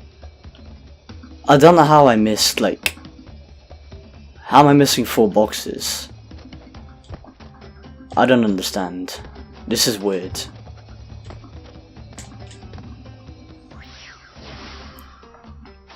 This doesn't make... Okay, that didn't make any sense. At all. Okay, I'm gonna have to retry that. That was the second level I had to retry, all because of a gem. Actually, technically 3rd level.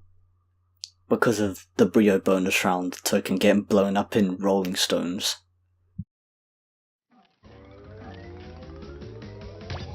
Alright, heading back in.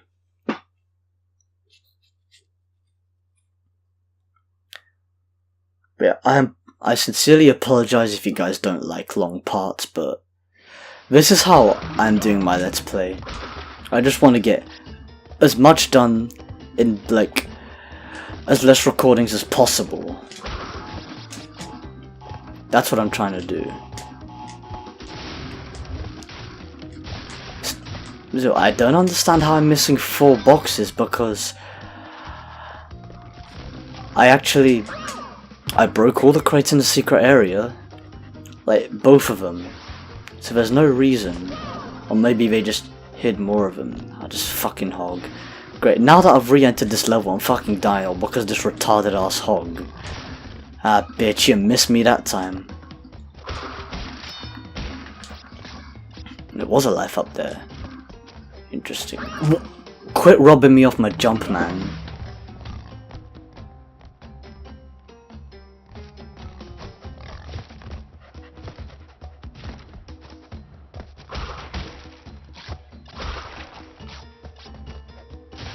Alright.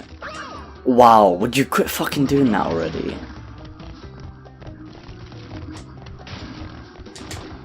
Alright, that was really close. I might as well spin them all.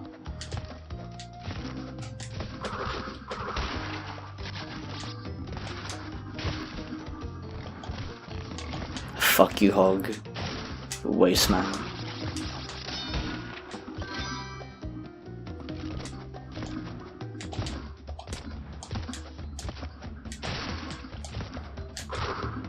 Alright, now moving on. Back to this platform again. I know, it's tedious to have to do it all over again, but apparently I missed a few boxes. 4 to be exact, or maybe even 6. Alright. I got that one there.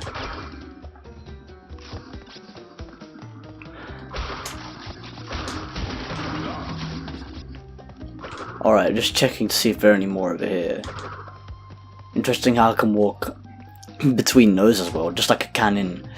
I can walk in between these pillars over here, like I can in Sunset Vista. But strangely enough, in the Lost City you can't. Or maybe you can, but I was going on the ones that you actually can't go through. But yeah, anyways. Let's hope I get the gem this time, because this is, quite frankly, taking the fucking piss. I don't see how I'm missing any crates. It's gotta be a glitch.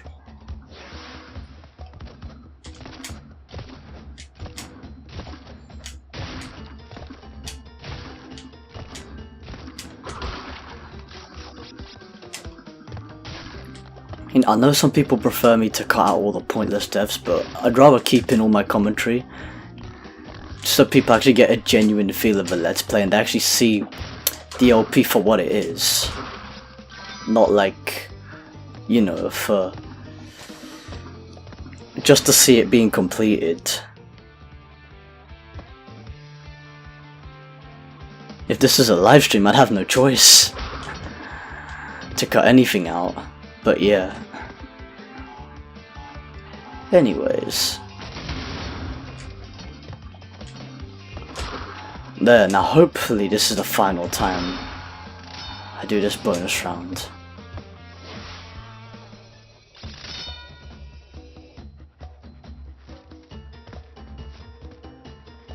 Okay. Now it's fucking counting the boxes correctly. Now at this point, I have 40 out of 42 boxes, which is actually correct now. Because, because now there are only 2 boxes left in that secret area that's, like, you know, right at the end of the level that's past the secret area. Okay, back to this gem path.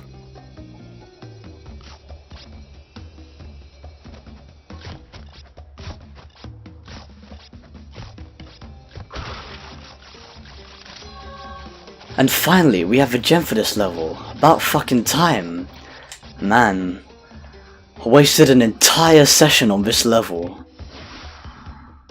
Although it's really generous how they actually put a portal at the end of the level this time. Like, right at the end of that secret area. It's far more convenient. They should have done that from the beginning, just like they did with Upstream on the original. I mean, if they could have done that with Upstream in the original, then why not in Road to Nowhere? But anyways, enough of that.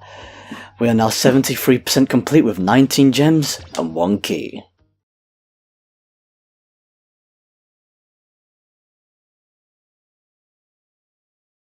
At this point, we're now going back to the main levels. We're now moving on to Lights Out. But yeah, mirrored. Funny how the second island is mirrored, but yeah.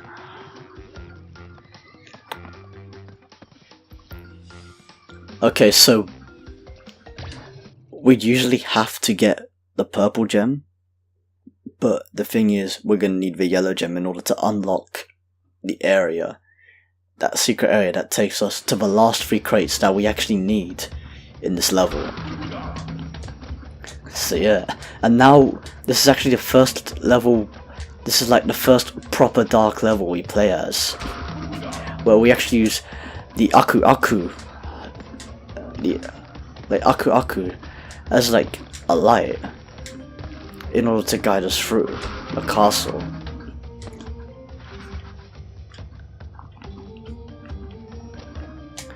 And this music's certainly more interesting.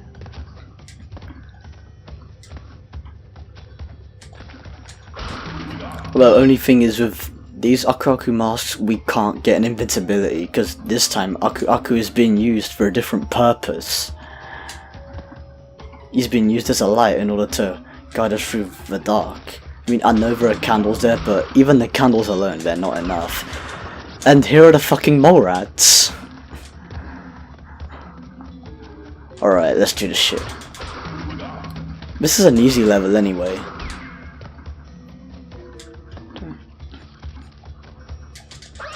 Fuck that shit. But it's a good thing we're not getting the gem now, since we don't actually have the required gem in order to backtrack to here. But yeah, we get the yellow gem in the lab. Right. And watch out for those swinging swords, them swinging pendulums. Okay.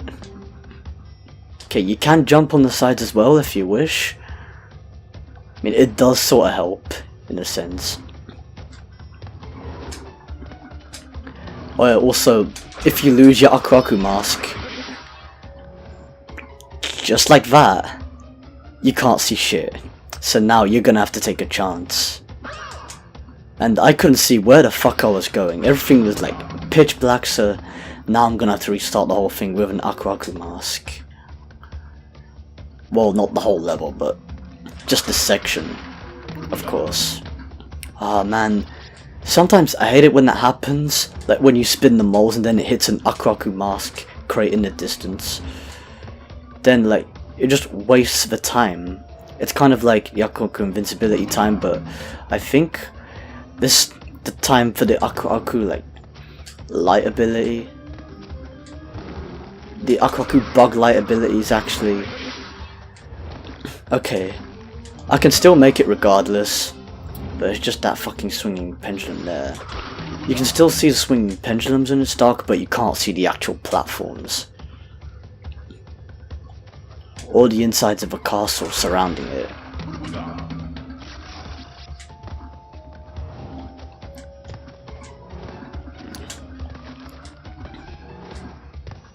And I gotta say, this music actually does sound close to the original as well. It really fits the whole new look of it, if anything. I also like the drop light effect from the sides as well. Oh man. It's an easy level, yet I'm fucking dying a lot. Thanks to the new mechanics. Alright, let's make this. There I go again, spinning a mole into an Aku Aku crate in the distance. And yeah, that outline shows the actual, what you call it, it shows that gem platform. Yeah, that pretty much represents that the yellow gem is not collected yet, so we need the yellow gem from the lab in order to actually go up there. Fucking hell, it's always this area that I lose the fucking Aku Aku mask. And yeah, as you can see, we only got 12 out of 15 because, as I said before, there are 3 remaining crates up in that bonus secret area. But you missed 3 boxes. Great, but you missed 3 boxes. Alright, so now that's out the way. Well, not entirely, but anyways. These levels can get intense with these new mechanics, and now here we are with the Jaws of Darkness, the second level where we earn the key, and so it'll be the second and final Cortex bonus round that we actually play.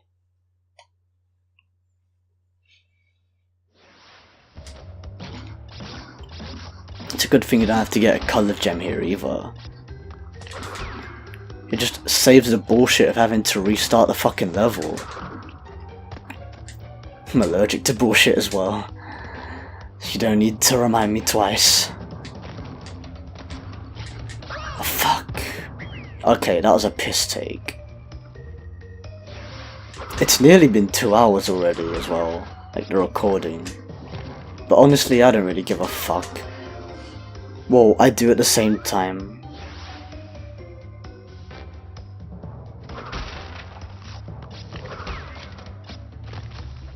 I do give a fuck, but at the same time I don't. I just don't give a fuck because I want to get all this done in one session. Well, not in one session, but like, I want to get this done in like the least amount of recordings possible. Oh, fucking robbing me off my job, man. Quit taking the fucking piss. But at the same time, I don't want it to be too long because some viewers might be put off by it. But not only that, it's also the fact that it's gonna take even longer to upload if it's like long as fuck. Okay, yeah, there's one of these snakes that we can't spin. Like, we actually can't spin them at one point. Well, we can, but we shouldn't spin them because then it'll blow up a Cortex bonus round token in the distance. Well, not exactly distance, but you get the picture. And what I've noticed with these, what I've actually clocked with these levels, is that with all these temple levels, like, you see everything was actually, all the platforms were actually green and everything. It was a really green level in the original. But now in this AAA remaster, they changed like the color tone of it. I mean, it still looks a bit green, but not exactly. It's not 100% noticeable. There are only bits of green here and there.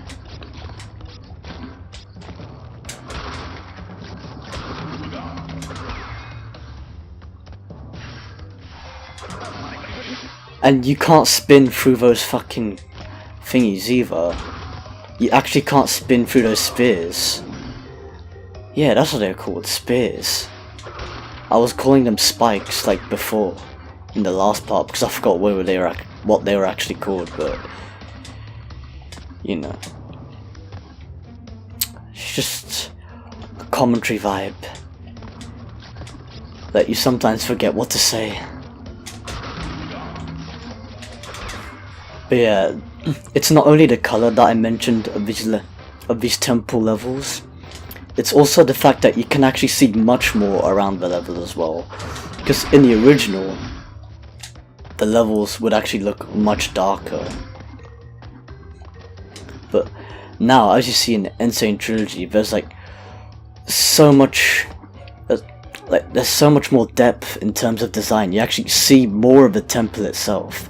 You don't see everything all dark. You actually see like walls and everything in like such great detail.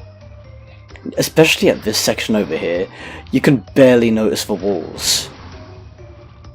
If anything, like, people would believe that this area was actually just pitch black and only had platforms if they were to play the originals, but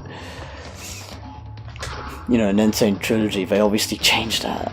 But yeah, I spawned the checkpoint before that TNT crate, so yeah.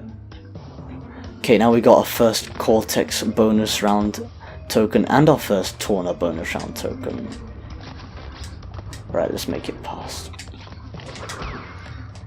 And as I mentioned earlier, we needed the blue gem in order to complete this level 100%, so it saves us from having to backtrack to this level. And there's a box up here which is really piss easy to miss, so make sure you really don't miss that box whenever you get to this point. Just remember, stand on these two crates and then jump and hit that box above it.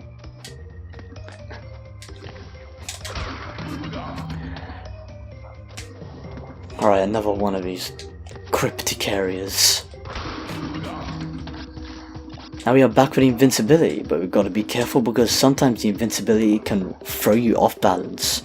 Well, it did in the original, but it doesn't 100% throw you, it doesn't really throw you off balance as much as it did in the original, like for Insane Trilogy. Okay, that really shouldn't have happened. Like, I really shouldn't have lost a second Aku Aku mask, because I blew that up while I still had my invincibility. Maybe it's the explosion radius and the hitbox, it was probably timed even longer. Yeah, and it's pointless to go here, because that's just the shortcut if you're not gonna complete 100%. And yeah, those bats are real cunts sometimes, but these ones are piss easy.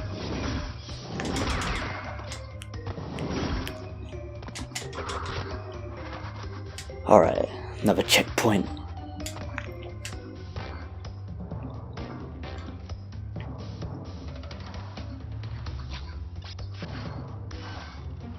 Okay, now this is the snake that I really shouldn't spin. I should jump on top of him.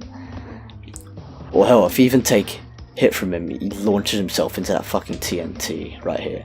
Now we have to spin here because the Cortex bonus round token is inside that, is inside that question mark box.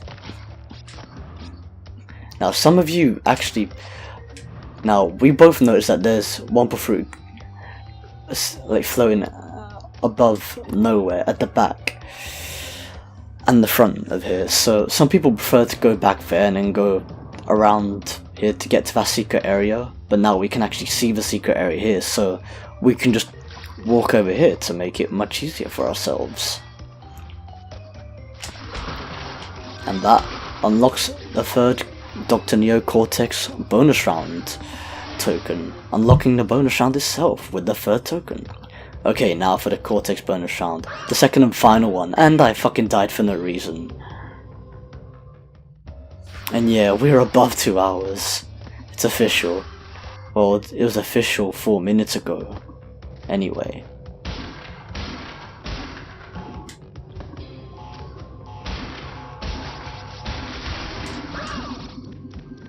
Wow, it's like it didn't give you enough time.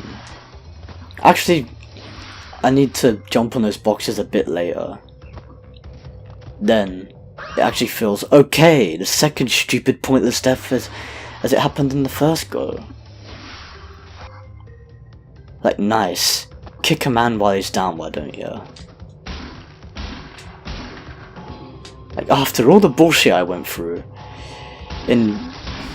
After all the fucking bullshit I went through in the heavy machinery bonus round, the fucking slippery climb level, actual level and bonus round, and the high road level itself.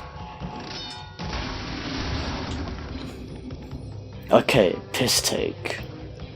Yeah, I really gotta watch out for this one. But yeah, and also much more piss takes that I had before, but yeah. It's really, don't kick a man while he's down.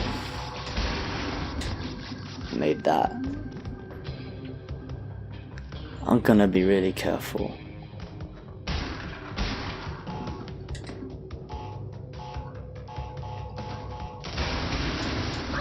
Okay, I should have jumped before that. Timing is key in everything. It's because in the original you didn't, the boxes in the bonus rounds weren't a requirement, but now they are, and it's like, and now you actually have to break every box, and you also have to tread carefully in the bonus rounds as well. You have to try and not fuck up. Okay.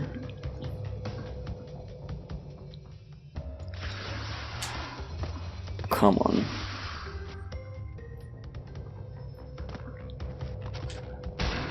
Let's do this shit.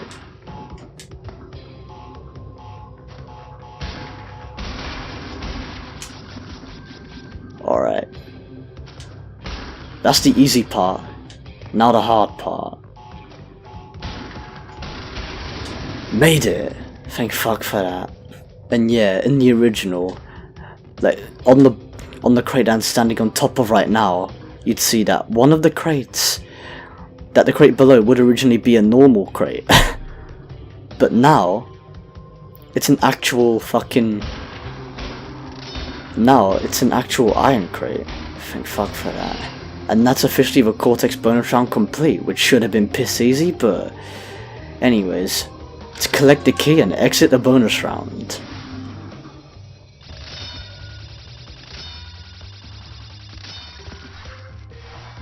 Okay, now let's be done with this level once and for all. For this let's play. I mean, I would certainly play this again, for the fun of it. Like, I don't care. Like, this is probably game of the year for me still. Since, well, this is my childhood coming back. I was like, bring on the AAA remasters. And over there we see the crate counter, and the Torna bonus round is actually near the end of the level this time. Just like it was in the original. So yeah, we've only got a few crates to smash. We've got 23 more crates to smash in this bonus round. Now this one can be a bit finicky, depending on which crates you smash, because of the TNT crates. But yeah, you've got to be really careful here. Okay. Alright, I should have been much... Okay, I understand what went wrong. I should have been, like, much, even more to the end of the actual platform. I should have been more closer to the end of the following platform instead of closer to the explosion radius of a TNT crate. Alright. Got those crates.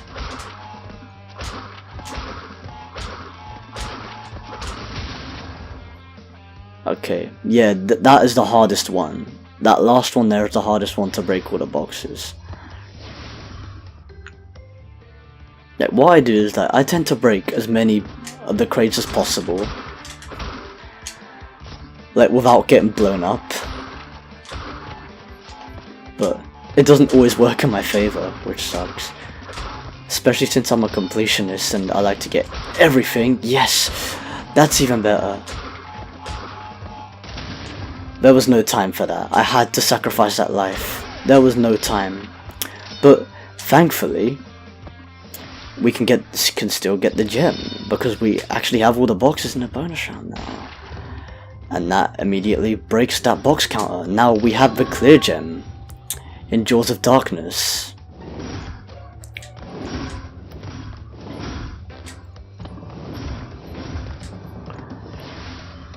Alright people, now that's officially Jaws of Darkness complete.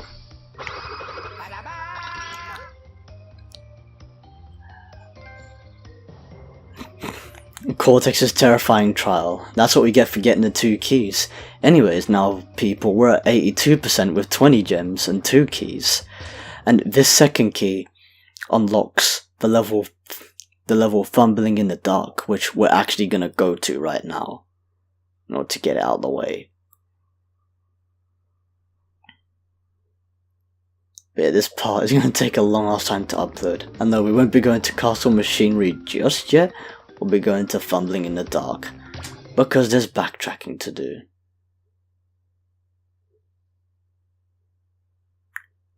And for the sake of getting it out of the way. Okay, now in this area, like, we have to go back here in order to smash these crates because they're really easy to miss. So like, if you're wondering why you missed all those crates, then yeah, it's because of that. Actually, you can go over here without that beginning Aku mask, because you're only gonna waste it if you use that one. If you're gonna go here, but if you use that one at the beginning and you're just gonna go straight forward into the level just for the sake of playing it, then yeah, more power to you.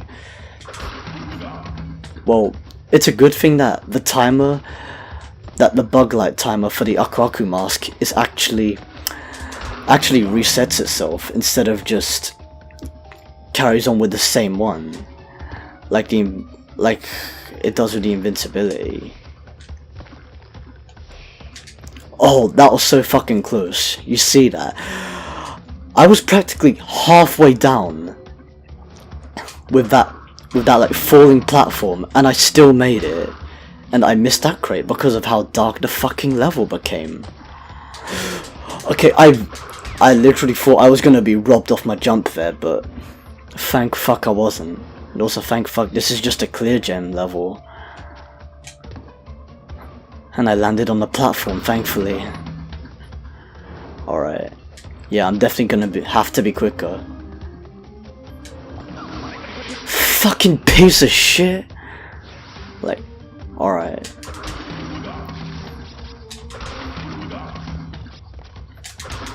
Yeah, these 6 crates. Okay, that was pathetic. Okay. Like, if you're a AAA remaster, you'd register the jump mechanic. Otherwise, you'd be nothing but a demaster. Well, of course, they can still patch it, but still. Well, thank fuck this is not a demaster. But yeah, like I said, it would be so much better to actually, you know, for the game to actually be released at a later date, for the sake of the state the game it's in now.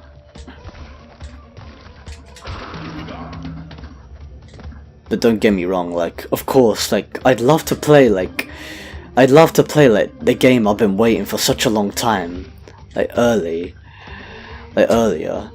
and I'm not questioning anyone for that either. It's just the fact that it's just to do with the way they're making the game. It's like, the more time you spend on the game, the better the state the game is in when it's released. Like, because when it comes to execution, it can actually get better reviewer scores, but still, I myself don't really give much of a fuck about reviewer scores either, because I like to play a game for myself in order to get an actual feel for the game, and which is actually the proper experience, instead of just, you know, instead of just watching a review and then, like, you know, just copying the opinion that the reviewer says. Like, they say it's shit and then you just copy it. Like, fuck no, that's not the way to go. Like play the game for yourself, and then you'll have a real opinion. That's how it works. Otherwise, it's just poor judgment.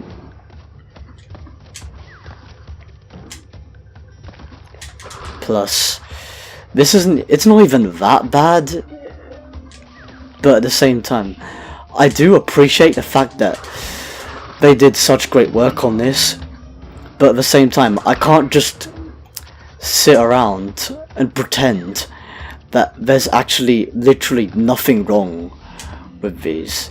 This is technically not criticism, well, it is, but it's not the kind of criticism that is actually done to bash the product. I'm not bashing the product in any way. Okay, that was retarded. I could have easily gone forward and got that gem, but stupidly went backward. But that gem looks bad at the same time. But yeah, it's just constructive criticism. And also observations that I'm making as well. Just so they can make it better, because now patches exist, thank fuck. And now let's get the gem for fumbling in the dark.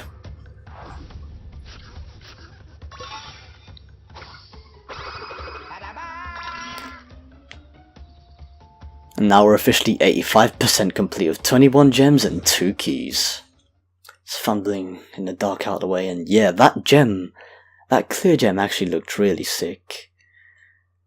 Like in its dark area. Okay. This isn't the last bit of backtracking we have to do. Okay, so now we move on to castle machinery.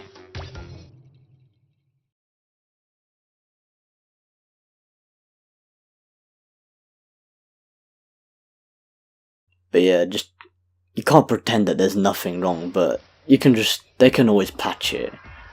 Okay, now back to these type of levels again.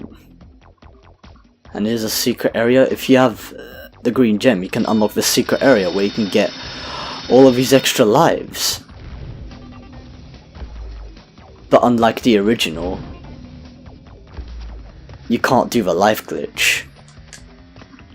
All because of the heads-up display, because as you see, the heads-up display actually registers the lives much faster than the one in the original one does.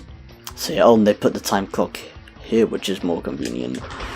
But yeah, now we can't do the life glitch of where we collect all the lives and then go into the exit portal before all the lives reach the heads-up display, the life counter in the heads-up display on the top of the screen, and then afterwards it would show you'd like glitch, the game would like glitch you over 100 lives, and you'd have like 102 lives, 107 lives. I don't exactly remember, but I've done that live glitch a fuck ton of times before in the original, but you can't do that in Insane Trilogy, which is what they actually fixed, you know.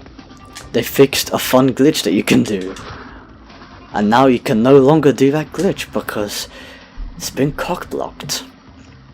Not exactly cock-blocked, but you know, it's just the way it works. But I'm not entirely complaining. I mean, a glitch is a glitch, and I still have the originals, and I can play that anytime I want, so it doesn't really matter. Anyways, castle machinery, the harder counterpart of heavy machinery. And it's interesting how both... Whoa, what the fuck? I swear I walked there. And yeah, I just fucking died for no reason. But yeah, as I was gonna say before, I was rudely interrupted by the most pointless cheap death ever in this fucking level. It's funny how both of these levels that are actually based around the same areas, or the same sort of areas, actually have sort of the same name in a way. They both share the word machinery, heavy machinery and castle machinery, which is quite interesting and funny.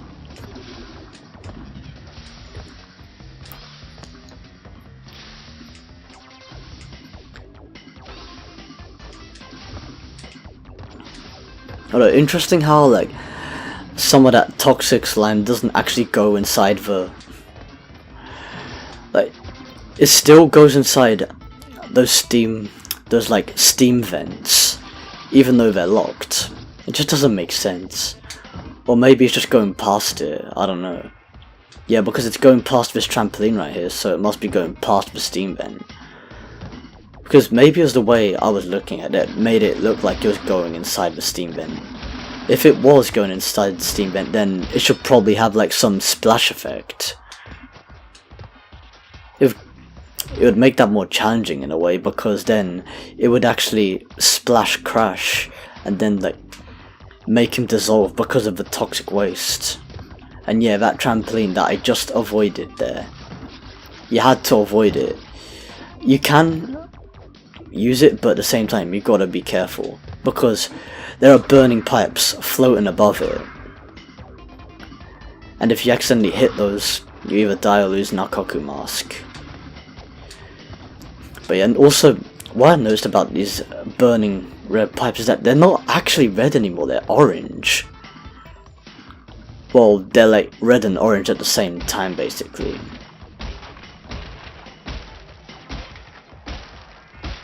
Yeah, some people tend to get stressed over these lives, but I piss easily made that. So thank fuck for that shit. Well, it's nearly been 2 hours and a half. This might even be a 3-hour part if anything. I wouldn't be surprised if it was. But then again, as mentioned a bunch of times before, I'm doing it how I'm doing it, so yeah. If you guys have any complaints, then just take it to the fucking bank, honestly. Just like, only provide feedback if you're actually gonna be helpful, and like, not like be a little bitch in the comment section.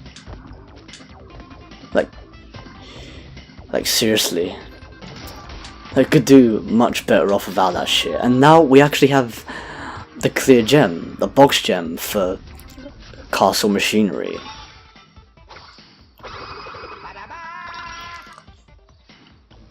And that officially leaves us with 88% with 22 gems and 2 keys.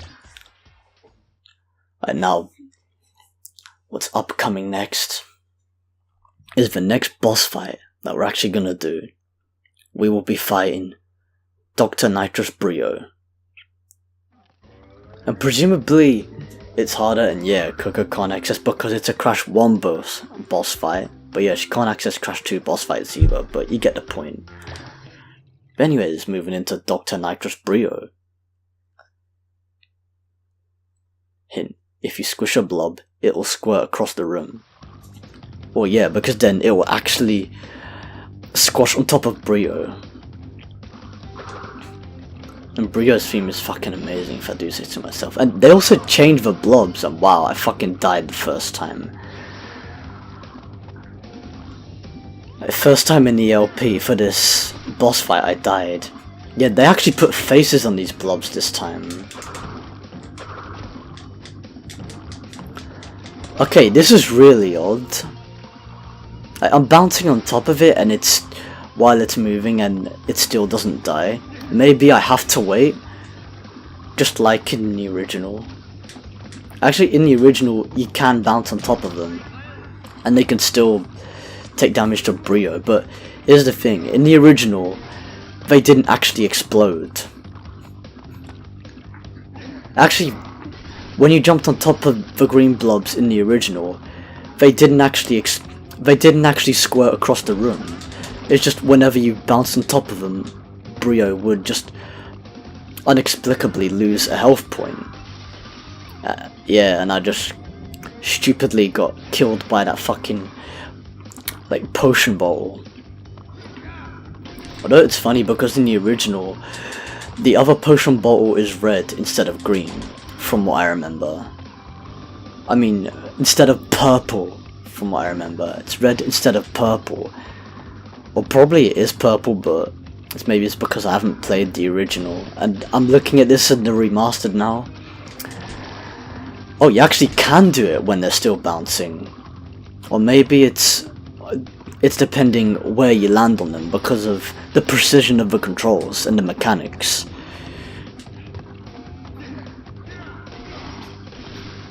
Alright, fuck this shit. Yeah, got that. Yeah, I'm just gonna wait for that. Alright, now for the final hit on the first phase. Whoa, okay. That nearly just hit me. I was on AFC at the time, yeah. Away from controller instead of away from keyboard. AFC, not AFK. Yeah, now he drinks the potion bottles. And now Brio is officially his own iteration of the fucking Incredible Hulk, and we have to bounce on top of his head if we want to hit him. I don't know if that glitch actually works where he keeps on going faster and faster, but let's just kill him for the sake of it. Okay, I hit him. He took hit, but at the same time, I died. I don't know how the fuck that works.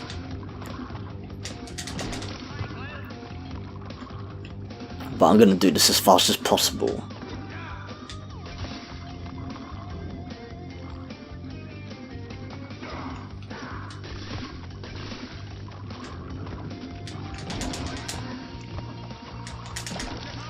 Got him.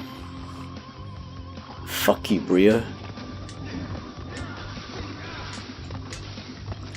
Missed me 3 times, bitch.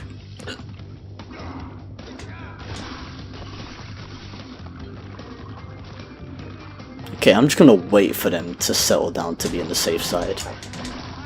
3 in a row, bitches.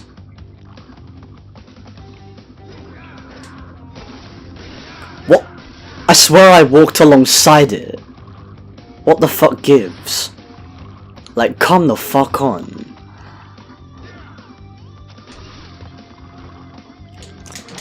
Man, the original really is much easier.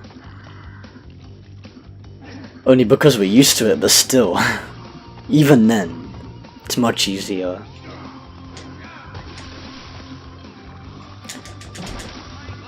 Wow, I actually got them both at the same time. Okay, now that is actually a good thing about the new mechanics. You can get them both at the exact same fucking time. Which is an actual time saver.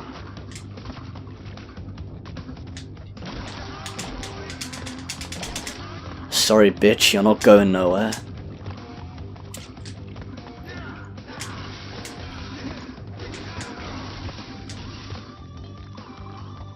Like a boss. Yeah, now he drinks that final potion. Final phase. Could jump on the bricks and then bounce on top of his head. Shit. Okay, let's hope I don't fucking die this time, because the second point was when I actually died. Okay. Now this... when I beat him, you're gonna see something really sick. Alright, motherfucker. Peace sign, and what you know? We earn a trophy called Nitrous Broken. And Brio, and just like that, we've beaten Brio as he takes an uncharted fallout of his own, like, section of the castle. Yeah, and the reason why I say uncharted fallout is because that actually reminds me of the section in Uncharted 4 where Nathan Drake actually falls out of a glass. Like, he gets knocked out and then falls out. What you call it? He just falls out of a castle, like smashing a glass. Well, it's not exactly a castle, but you get the point. Anyways, moving on to the lab where we get the yellow gem. And also, speaking of Uncharted, there are actually some Uncharted references awaiting in the next 2 games.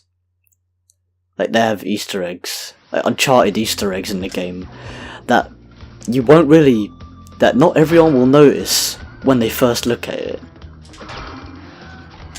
But yeah, but I clocked it on the first go, so yeah. There goes my detail.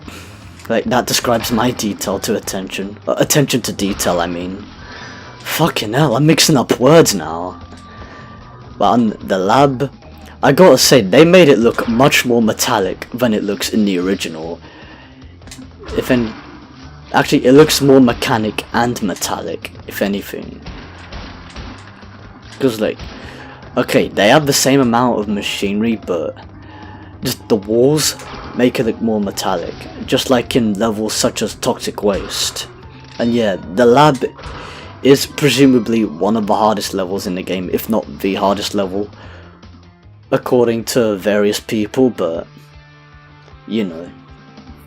Alright. Now this is what I gotta watch out for. You see that bouncy crate at the top?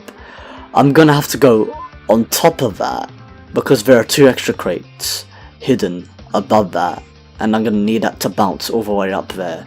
But how I'm gonna do that, do you suppose? You ask? Well, I'm gonna have to... Okay, fuck that shit, I'm gonna have to kill myself.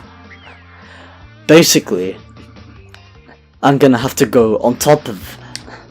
Basically, I'm gonna have to smash that crate below, and then bounce.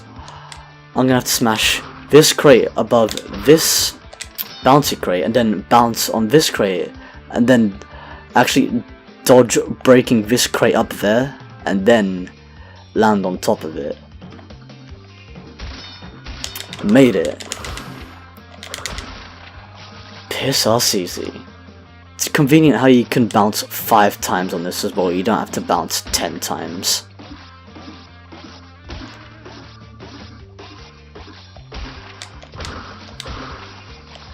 And with that being done, that's the final Torna bonus round complete. So yeah, this is the final level that has a Torna bonus round, and yeah, and the lab is basically the pre-ultimate level, or the penultimate level, as some people may say.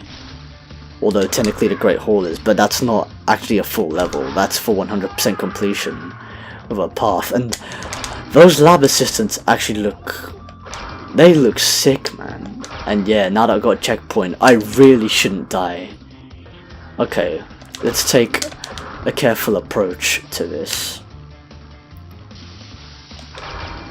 But yeah, the lab assistants look sick over here. Okay, now I'm gonna have to restart the level because of this little cunt.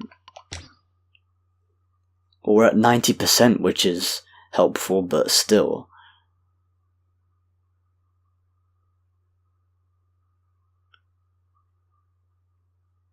Thanks to that cunt, I'm gonna have to restart the level.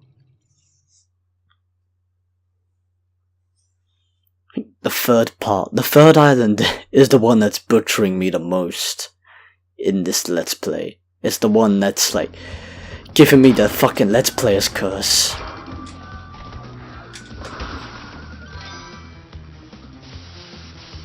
Alright, let's move.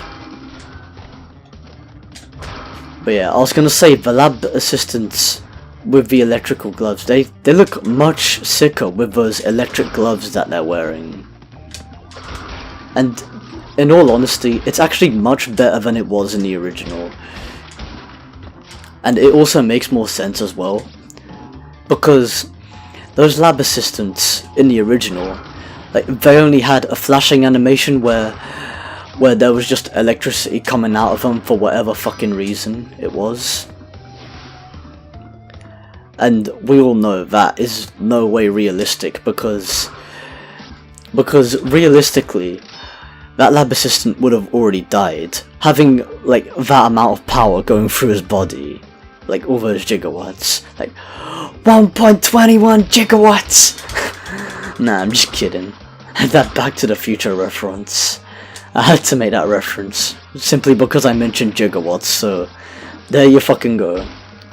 But what the fuck ever, it's my Let's Play, I do whatever the fuck I like. If you have any complaints, then all you gotta do is take it to the fucking bank. All you can do is just take it to the bank, because quite frankly, I don't give a fuck.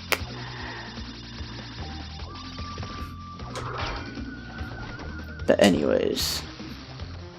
Whoa, shit, that was close. Crap. It makes sense. Okay, now we got the trophy Icy London, Icy France, which you actually get by getting electrocuted, but now I'm gonna have to restart the level again because I died, because that bonus round works as a checkpoint. So, I'm gonna have to... Well, technically, I think there was a checkpoint. No, there wasn't. That wasn't a checkpoint, that was the box to get the Torna bonus round. But it works as a checkpoint because you actually unlock... Because you actually unlock the bonus round with that, and that's how it worked in the original. They started using that as checkpoints even if you didn't die in the bonus round, and you died in the original level after getting 3 bonus round tokens. So yeah. there's that. But yeah, the lab assistants, their gloves are actually, it makes sense that it's like going in between their gloves instead of through their body, because that just doesn't make sense at all. That just does not work. Otherwise, they would have all been fucking dead already, and Crash wouldn't have even have to spin their sorry asses into the fucking holes. But you know, 90s gaming limitations, there's not much we could have done about that. Okay, that's now the third time we're entering this bonus round. The third time? Alright. Let's do this shit.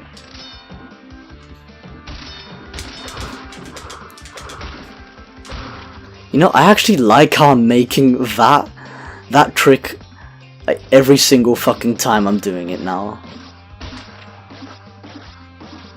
It's like I literally just become like full-on pro at Insane Trilogy.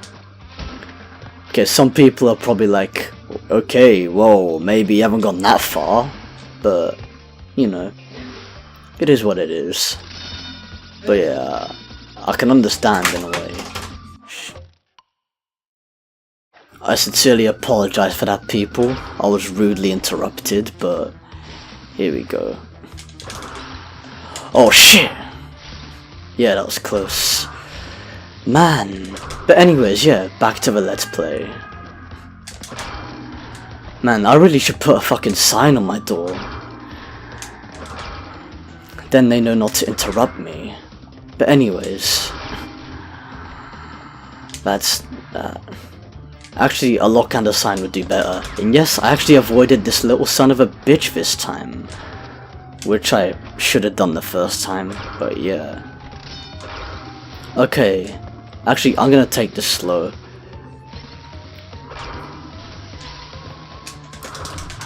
Yes!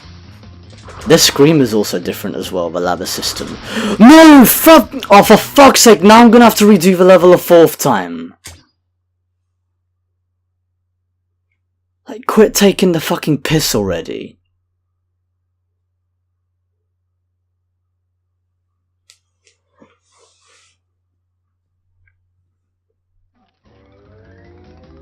Okay. This is wasting so much time. Like, seriously. I could have already been done with that by now. Like, literally a fucking hour ago I could have been done with this shit by now. Or even more than that. But no, thanks to the off timing with the animations and shit, it had to come to this. Okay, I don't know what the fuck that animation was all about, but you know, it happened.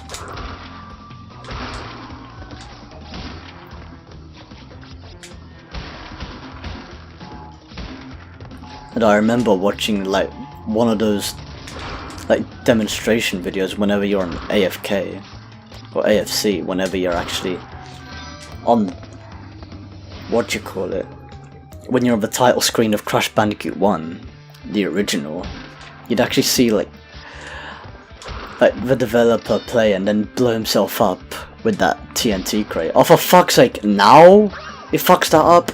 Yay, way to fucking rub salt in the wound. Like, seriously, I don't need this crap. Like, I really don't need the game rubbing salt in the wound, because it's making me real salty now. Not exactly, for fuck's sake, it's happening again. Like, seriously, if I only just complete the level the last time round at least without fucking dying, I could be done with this shit. There we fucking go.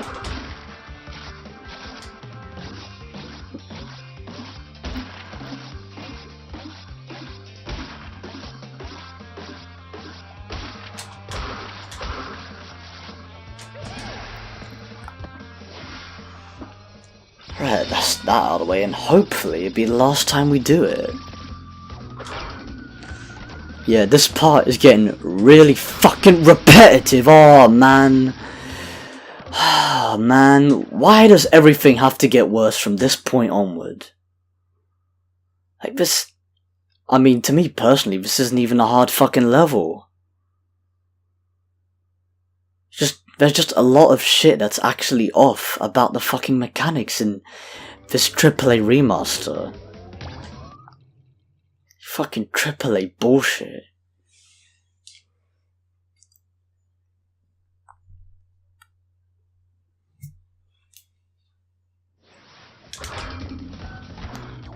Like that moment when you're trying to maintain a professional vibe, yet the brand new mechanics decide to fuck you over and give you the Let's Player's curse. Or if anything, it's like the recorder's curse, like the on-air, like the curse you get when you're on air, like you always fuck up. That kind of shit. That kind of bullshit curse. Like you can tell by the amount of times I've been muting my mic to fucking cough since I'm allergic to fucking bullshit.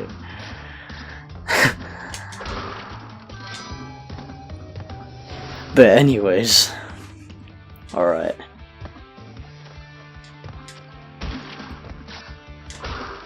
Now don't waste my fucking time. Because this is honestly a fucking joke.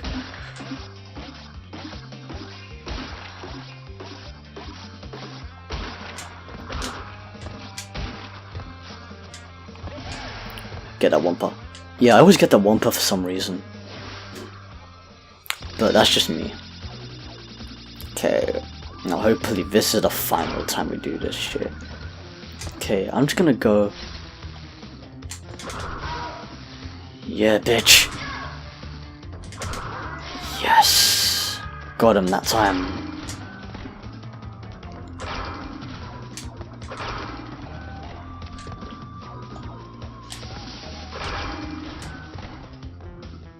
Okay. Sorry, bitch. Okay, now I'm gonna have to manually blow up those TNT crates.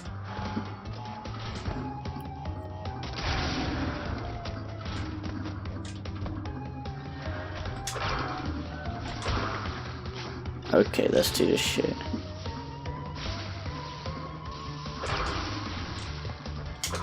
Yes, got in that time, come on. Don't fuck this up for me. Don't fuck this up.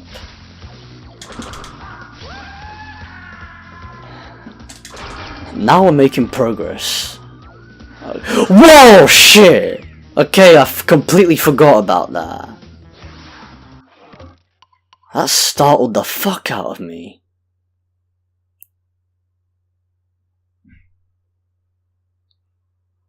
Like, that genuinely looked like an actual platform. It didn't look like one of those platforms that actually, you know, stop moving, but yeah. Man. They also need to make these platforms clearer to see as well. Because it's harder to tell the difference between that and the main platform itself, since the entire fucking floor is all metallic now. I mean, yeah, there is a slight difference, but even then, like first time round, there's a chance that you're not going to be able to tell the difference. At least in the original, you could actually tell the difference because they were a different color at least. Probably if it was a different color, maybe it could have actually. Maybe if it was different. Probably if it was a different color, then maybe. Then it would have been much easier to actually tell the difference.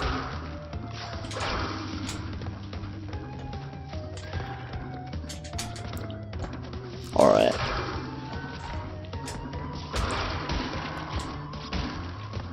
And since this is a colored gem, like, I have to keep restarting the level and it's so annoying.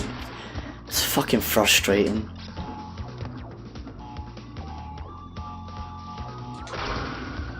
Let's do this shit.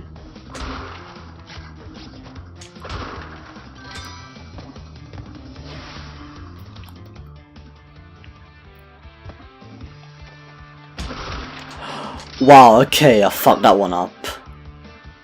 That was a reflex action right there. I shouldn't have pressed square to spin.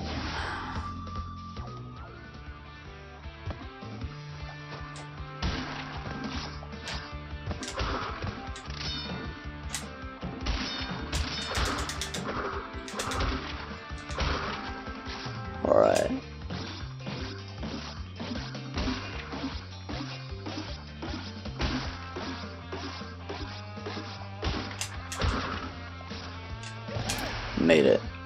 Okay. I've lost count of how many times I did this fucking bonus round already. Seriously. Alright. I'm just gonna tread really carefully.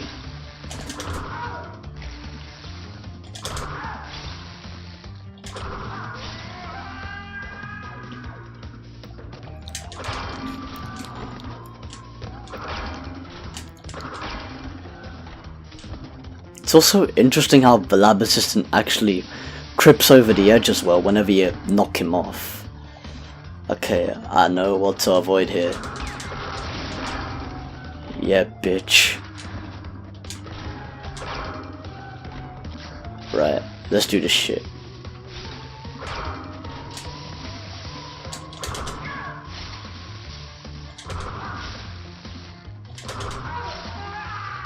That's right, bitch. Okay, now I know not to make that same fucking mistake again.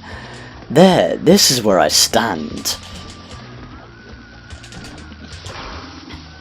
Oh yeah, and those blobs. In the original, they used to be green. I mean, in the original, in the lab, those blobs used to be yellow in the lab if you played the original. Okay, made that.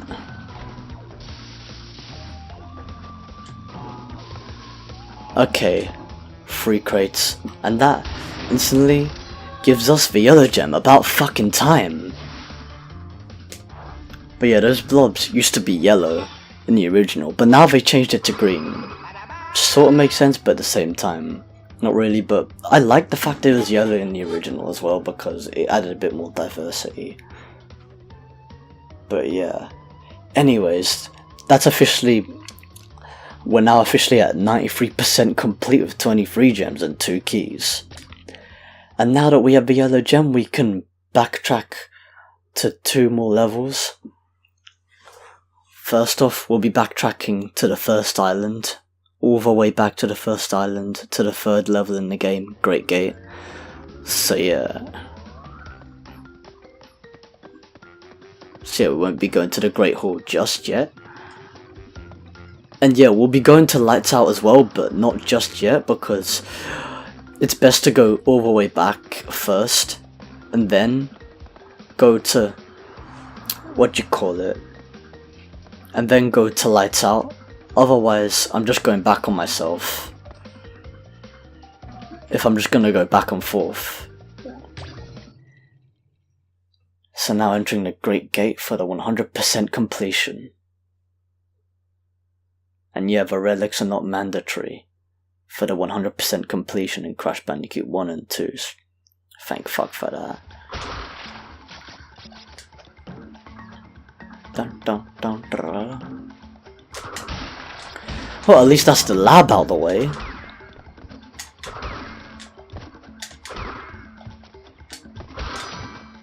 And there's no life up there, but you know, it's still cool that we can actually make it on top of those... on top of that iron crate that bounces, like that metal iron crate.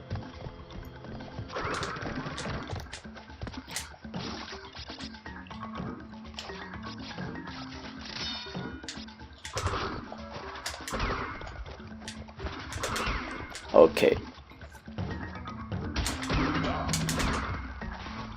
It's back to basics.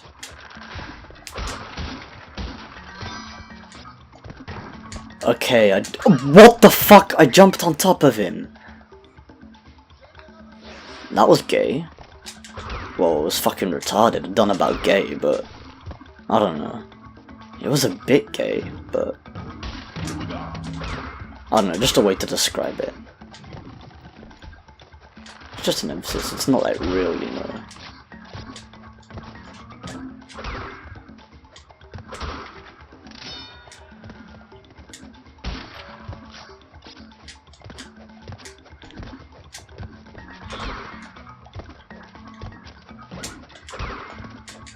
Made that shit.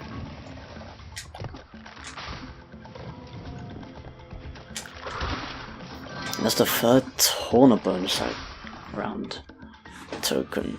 Finally. Another piss easy bonus round. Shit really is back to basics. And yeah, we are revisiting this old picturesque bonus round with the blue sky. It's so clear.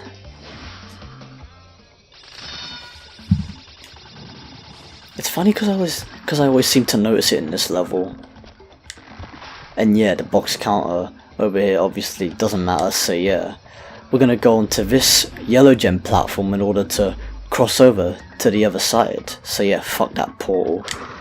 Whereas in the... And it's good that we have that platform, whereas in the original, we don't have that platform. Because as I mentioned in the first part, we actually have... What do you call it? We actually have those... We actually have multiple, like, yellow coloured gem platforms that are actually based... That are actually spreaded out, like, over... In an arch, like, over the top of the exit portal. Over the top of the non 100% exit portal, or like the regular exit portal. Okay, gotta be careful with this puff right here. This native puff, these tribesmen, or like the puffsmen. Okay, now behind here, there would be like a secret box that you're gonna have to smash, and whenever you see yourself stop moving, basically spin and you hear and see, and this time actually see the box break through the scenery, like through the totem poles this time. And some people could come out through here, but I'd rather not. But then you're gonna have to go all the way back to smash that bouncy box crate. To be honest, that actually should have been... If they really wanted, in a way that is still sort of a dick move, they could have made that an iron bouncy crate in the original. But you know, since this is not the original, like, they could have actually changed that to an iron crate instead of a regular crate. But you know, since it's a regular bouncy crate instead of an iron bouncy crate, we have to go back and smash it.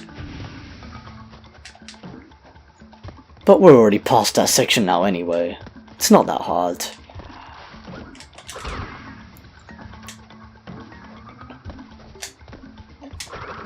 Right.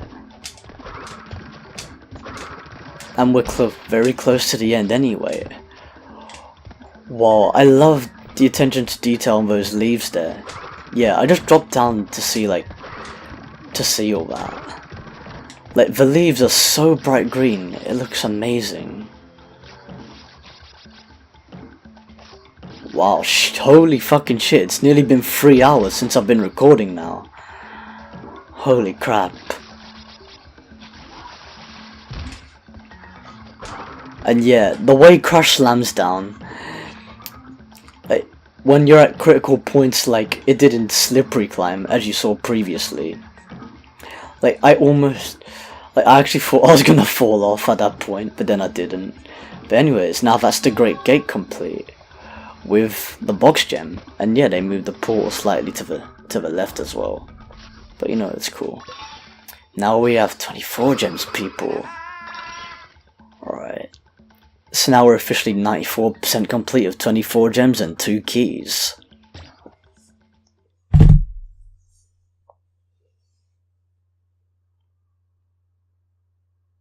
And yeah, I suppose I could get eaten by a plant, but I don't know. It couldn't be fucked. I mean, there's a trophy for that as well, but it couldn't be bothered. Actually, you know what, just for the sake of it, I'm gonna get eaten by a plant on purpose for the trophy, just to get it out of the way. Then I don't have to do it in any other part, since this is pretty much the original game's completion part of the LP.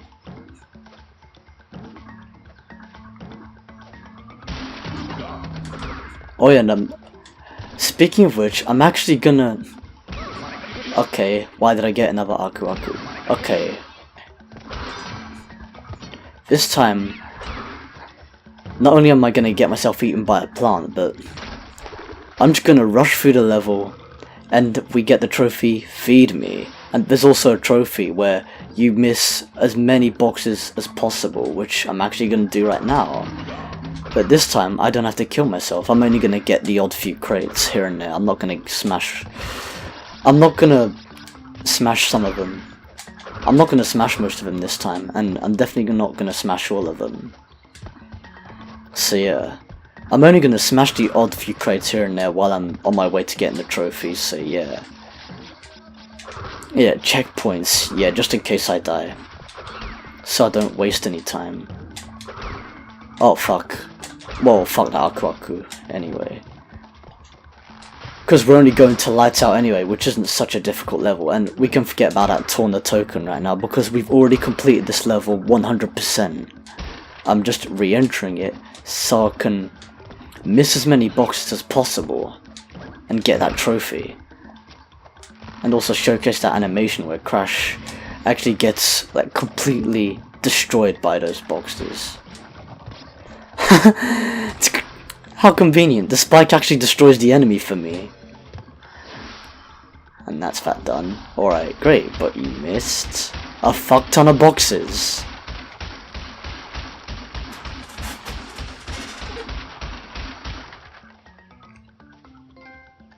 And just like that, we got the trophy, we just earned the trophy, the box that broke the Bandicoot, by missing 30 boxes in the Great Gate. Alright, now that's that out of the way. It's funny how fucking up is now also an essential part to actually completing these games 100% in terms of like trophies, if you're like a trophy collector like I am. But yeah,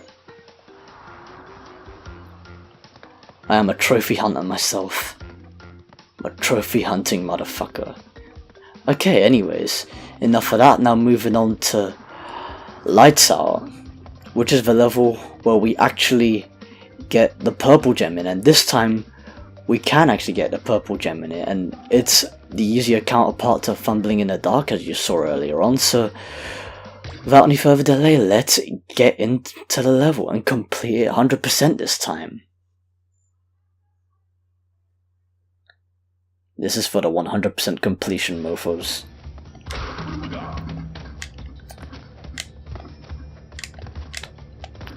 Funny how it sounds like saying Burbaga boom boom sound this time instead of Burdaga. Well, it's what it sounds like to me. It sounded like to me in my childhood, so, and now it sounds like this in Insane Trilogy. But yeah, smash all the crates. Okay, let's be really careful here.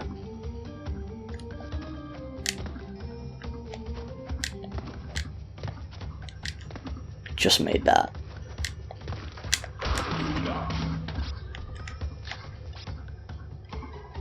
Man, I forgot to mention about the cobwebs as well. At some point they even added cobwebs in certain areas to make it even look more like a haunted castle. It looks so sick.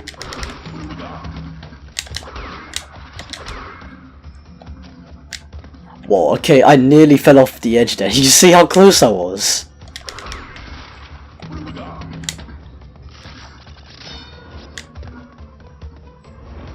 Alright. Anyways, now we don't have to worry about the rest of the level here. All we have to do is go up here, and then we have 3 extra boxes that are also near to the end portal over here, and that looks sick. And on our way up we saw a Cortex portrait, which is really interesting. It's pretty much like that Cortex portrait that we saw in the original.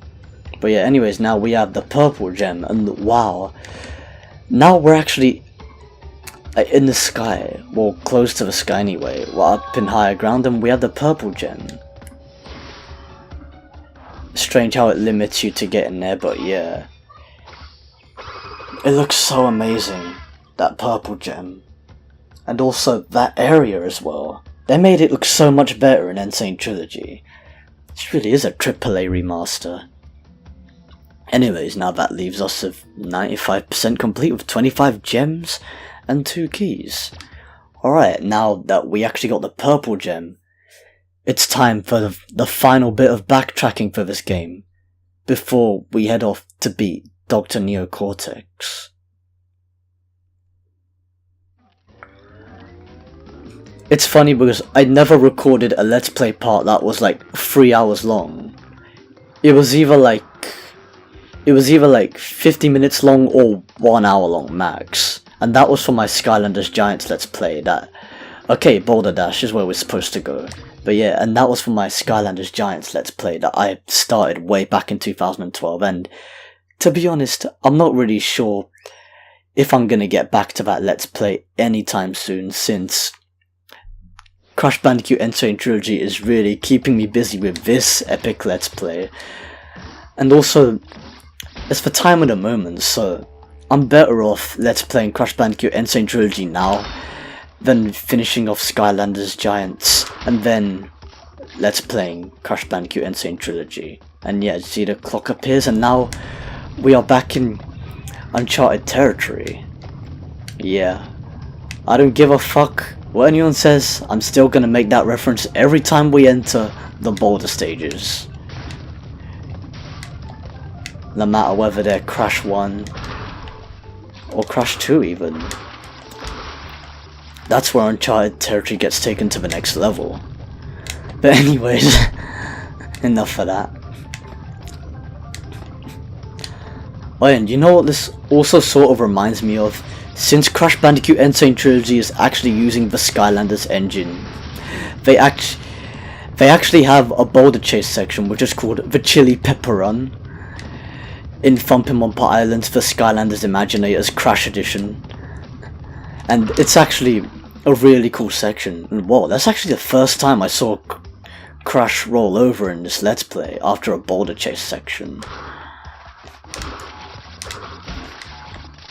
But yeah, it reminds me of that boulder chase section in Skylanders Imaginators where you're actually rolling around, where you're running away from a boulder, and Crash or Cortex, I guess your Chili Pepper, I mean you have to be Crash to unlock that level, but then you could play as any character as soon as you enter the level. But yeah, let's just say Crash gets to Chili Pepper and you have to smash a set number of boxes along the way. I mean, you guys would know what I'm talking about if you've seen my Skylanders Imaginators Crash Edition. Fuck, and I just died as well. Yeah, but yeah, that's the first time I got squashed by a boulder in this Let's Play as well. Well, there's a first time for everything. But anyways, that's basically everything. But anyways, you guys will know what I'm talking about if you've seen my Skylanders Imaginators Crash Edition livestream series that I did on Twitch, and I've archived it on YouTube so you can still watch it at any time. Can't believe it's nearly been a year since I did that livestream series now. That was actually like, you know, that was a series of the moment, just like this is. Oh yeah, the tribesmen and their dialogue as well. It was interesting. It was interesting that they had this perspective, like one of the tribesmen was like, we've tested a lot of people, we've used a lot of our tribesmen to test it out, but no one's actually made it through alive. Can you make it through alive? Or something like that. It was somewhere along those lines. Okay, cheap deaths. I obviously jumped too early, but nevertheless, I'm still having fun with this Let's Play. I don't care how long it is. I don't care how long the parts are. As long as I get this Let's Play done, I'm fine. As long as I showcase this, like, insane goodness. That's all that matters. In any way possible. Doesn't matter how. It could be any way possible. But you know what would make this part even more interesting? If they had the tribesmen chasing you while the boulder was chasing you at the same time. And then what would be really funny is that oh, for fuck's sake, I keep dying at that point. But yeah, it'd be interesting to have tribesmen chase you in these boulder sections while you're also trying to run away from the boulder at the same time. And then what would also be a really funny touch is that if there's actually a section is like for for like the end of a level at least. If not the end of a section, but if you reach the end of a level and you reach at the end but the tribesmen don't reach in time, it'd be funny if like you reach the end of a level but then in the process the tribesmen that are also chasing you and running away from the boulder at the same time actually get squished by the boulder while you survive. That would be really fucking funny. Well, and I like that touch where that stone just dropped when it hit there.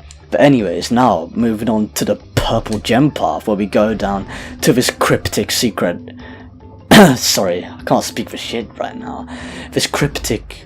Anyways, we now take this purple gem path down to this cryptic secret area over here, which looks so fucking sick.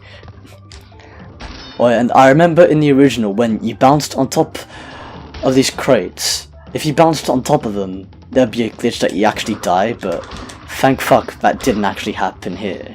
So yeah, let's do this shit. And yeah, I'm just gonna bounce. Oh, what a cunt. Now I'm gonna have to do this shit as well. That's what I get for being too cautious. But yeah, I gotta say, this music is actually getting me in the mood as well. You know, it'd be funny, like they should add like native, they should have like those native tribesmen into the chase section as like bonus DLC, like just for a laugh. If they're gonna, or if they're even gonna patch the game, like they could even do that. That would actually be really funny. I don't know about anyone else. I don't know what your thoughts on that, but I don't know everybody else's thoughts are on that, but yeah, I personally reckon that would be interesting and fucking priceless to see.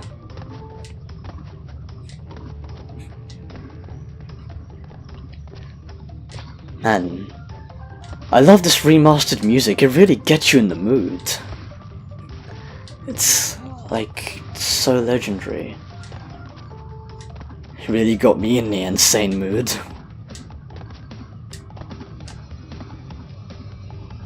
Hang on, let me see if I don't get... Actually no, it doesn't go... It doesn't like go as fast that time. Where you can actually glitch yourself through the boulder while you're on the platform, like you can in the original. Ah, fuck them piranha plants, suck my cock. Bitches. Alright.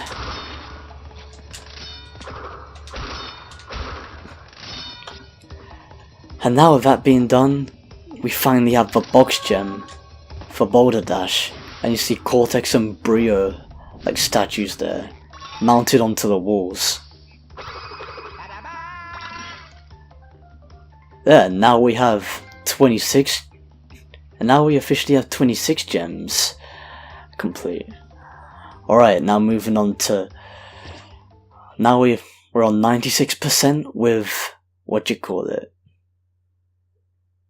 I don't exactly what to describe it, with 26 gems and 2 keys. Alright.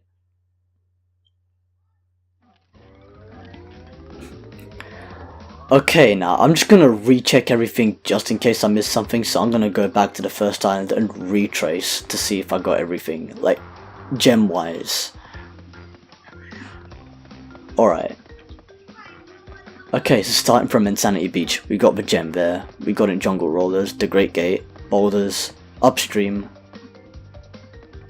Rolling Stones, Puppies of boss fights doesn't count, Hog Wild, Native Fortress, Up the Creek, Recruiter boss fights that doesn't count, The Lost City, Temple Ruins, Road to Nowhere, Boulder Dash, Whole Hog, Sunset Vista,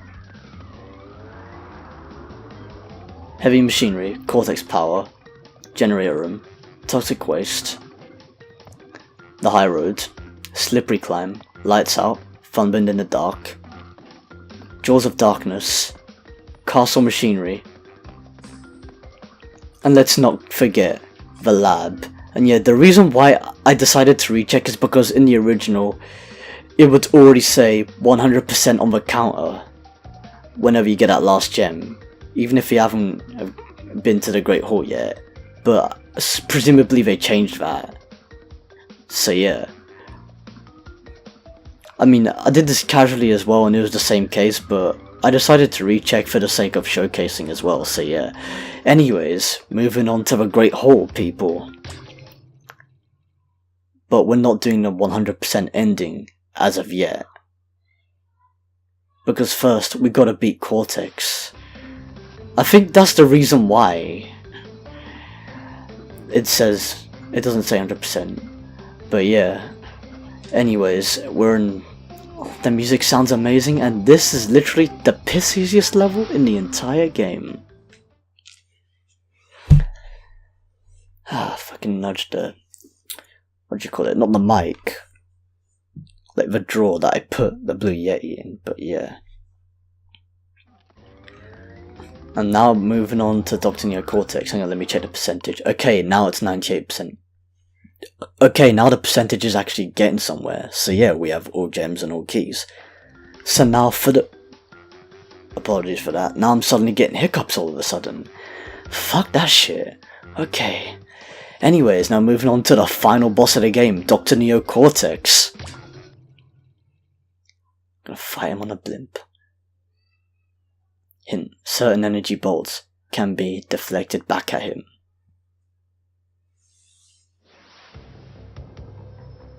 Darn you, Crash Bandicoot!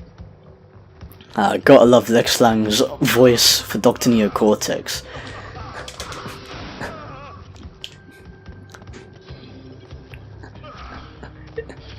It's also funny how he tries to do like the pirate type voice impression as well.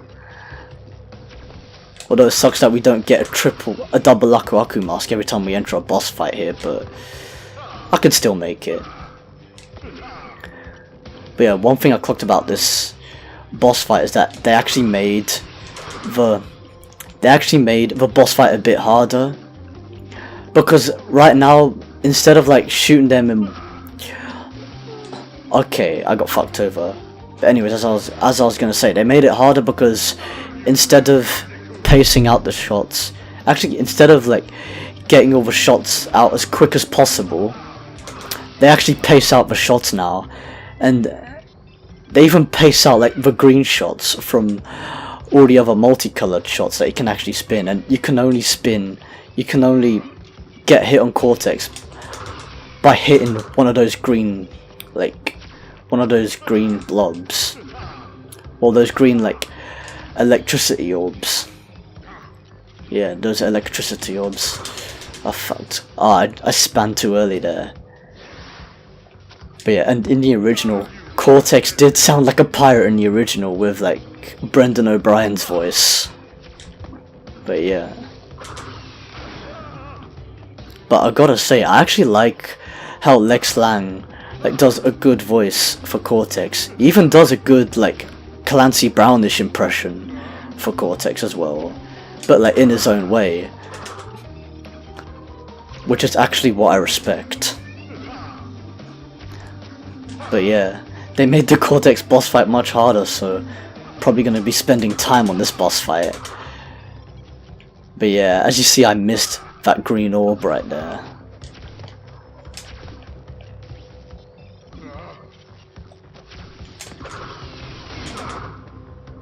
But they still have that concept where there's an area where it builds up of the green orbs before it actually hits him. So yeah, that's the second phase. Now we're in the third phase, where we actually have to get 3 of them up there in that area of the screen in order to strike Cortex. Got it that time. Yeah, motherfucker.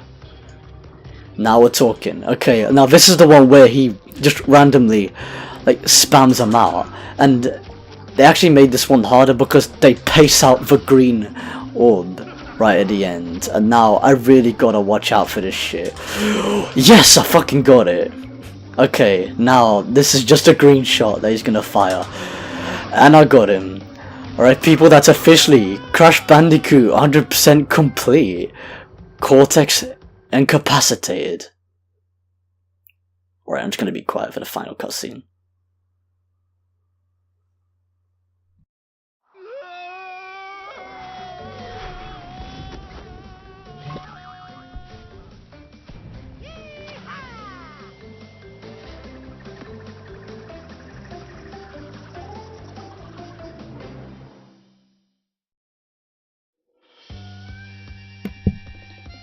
Alright people, so for now, I'm gonna be skipping the credits because not only has this part already been as long as it is already without the credits, and not just because the credits are long as fuck, but whichever game you complete, the credits are gonna be exactly the same. So there's literally no point at all in completing. There's literally no point at all in showing the credits at this point. So I might as well showcase the credits either when I've completed Crash Bandicoot 3 Warped 100% or when I'm actually at the main menu after like getting all the trophies and stuff. But yeah. Anyways, let's check the percentage now, and the game is officially at 100% for this Let's Play. And now, for the 100% alternate ending, we re-enter the Great Hall. And we take the mysterious gem path to the alternate ending. So we don't have to fight Cortex again. Thank fuck for that. Dun, dun, dun, dun. I love how they redid like the music for it as well, and the Cortex boss fight. Dun, dun, dun, dun, dun, dun, dun, dun, dun. And then you see pictures of Torna as well. I've gotta say, they actually replicated this really well. They must have some really... Vicarious Visions must have had some really talented artists in the studio. Not only that, but they must have actually reinterpreted the original art from the originals, and then applied them to Sane Trilogy to make it much better. Anyways, now we're approaching to the end of the cutscene, so I'm just gonna be quiet for this alternate cutscene that's now gonna be showcased. Alright, here we go.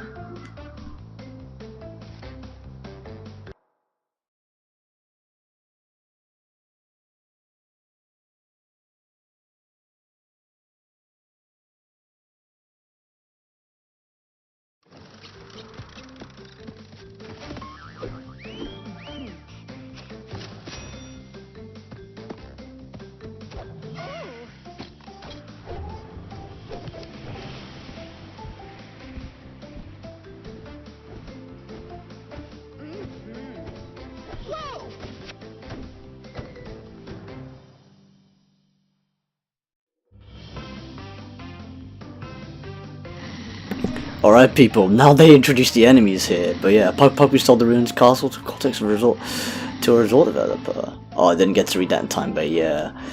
After intense therapy and 8 years of higher education, Dr. Roo went to write the well-received book, Through the Eye of the Vortex. Actually, no, I'm not gonna bother reading this because it's gonna go really fast, but anyways, that's officially this complete, and whoa. These character animations, they look so sick. And I also like how they reinterpreted the original background. Pinstripe moved to Chicago. Not surprised there. Save money for an upcoming? Okay, I keep on missing out on the words, but yeah. Tending bar, motherfucker. Well, you can already tell since he's always like pouring one potion into another. Brio should work in a pub. Finally, Dr. Neo Cortex. Man, this looks legendary.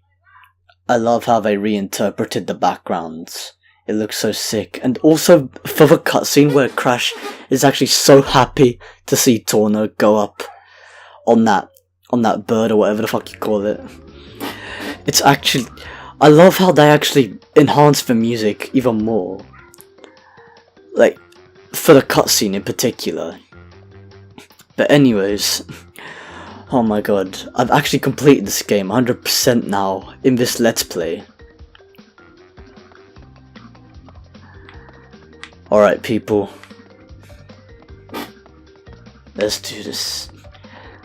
Anyways people, I'm amazed to have completed Crash Bandicoot 1 100% in this Let's Play. And, okay, and soon enough, we will move on to Crash Bandicoot 2 Cortex Strikes Back, but before that, I actually plan to do I plan to do a relic run, like for each island, and for each island it's gonna be like 3 separate parts, so I'm gonna do that. I'm gonna do it that way. So like before we get to Crash Bandicoot 2 Cortex Strikes Back, in the next part, which is part 4, we'll be starting off with the first island with the relics this time, now that we've actually completed the game 100%, like how we were originally supposed to complete it. Now we're doing the relics for the bonus content part of the Crash Bandicoot 1 section of the Crash Bandicoot Insane Trilogy Let's Play. So, and after the time trials I'll be doing a Coco playthrough, presumably split up with the 3 islands as well, just to not have the recordings too long. But yeah, even because we already have this recording as long as it is, so yeah. Anyways, see you lot in part 4 where we start off with. So yeah, before I end the video, I'd like to say thank you all for watching. Feel free and be sure to subscribe, like or rate, however you want to put it. Drop a comment below to leave feedback, and or share it around with your friends and family, whoever they may be. And see you lot in part 4 where we start off with the first time trial section in Insanity Beach, presumably getting platinum relics as well. We'll see what happens. Anyways, see you lot in part 4. Laters everyone, peace out.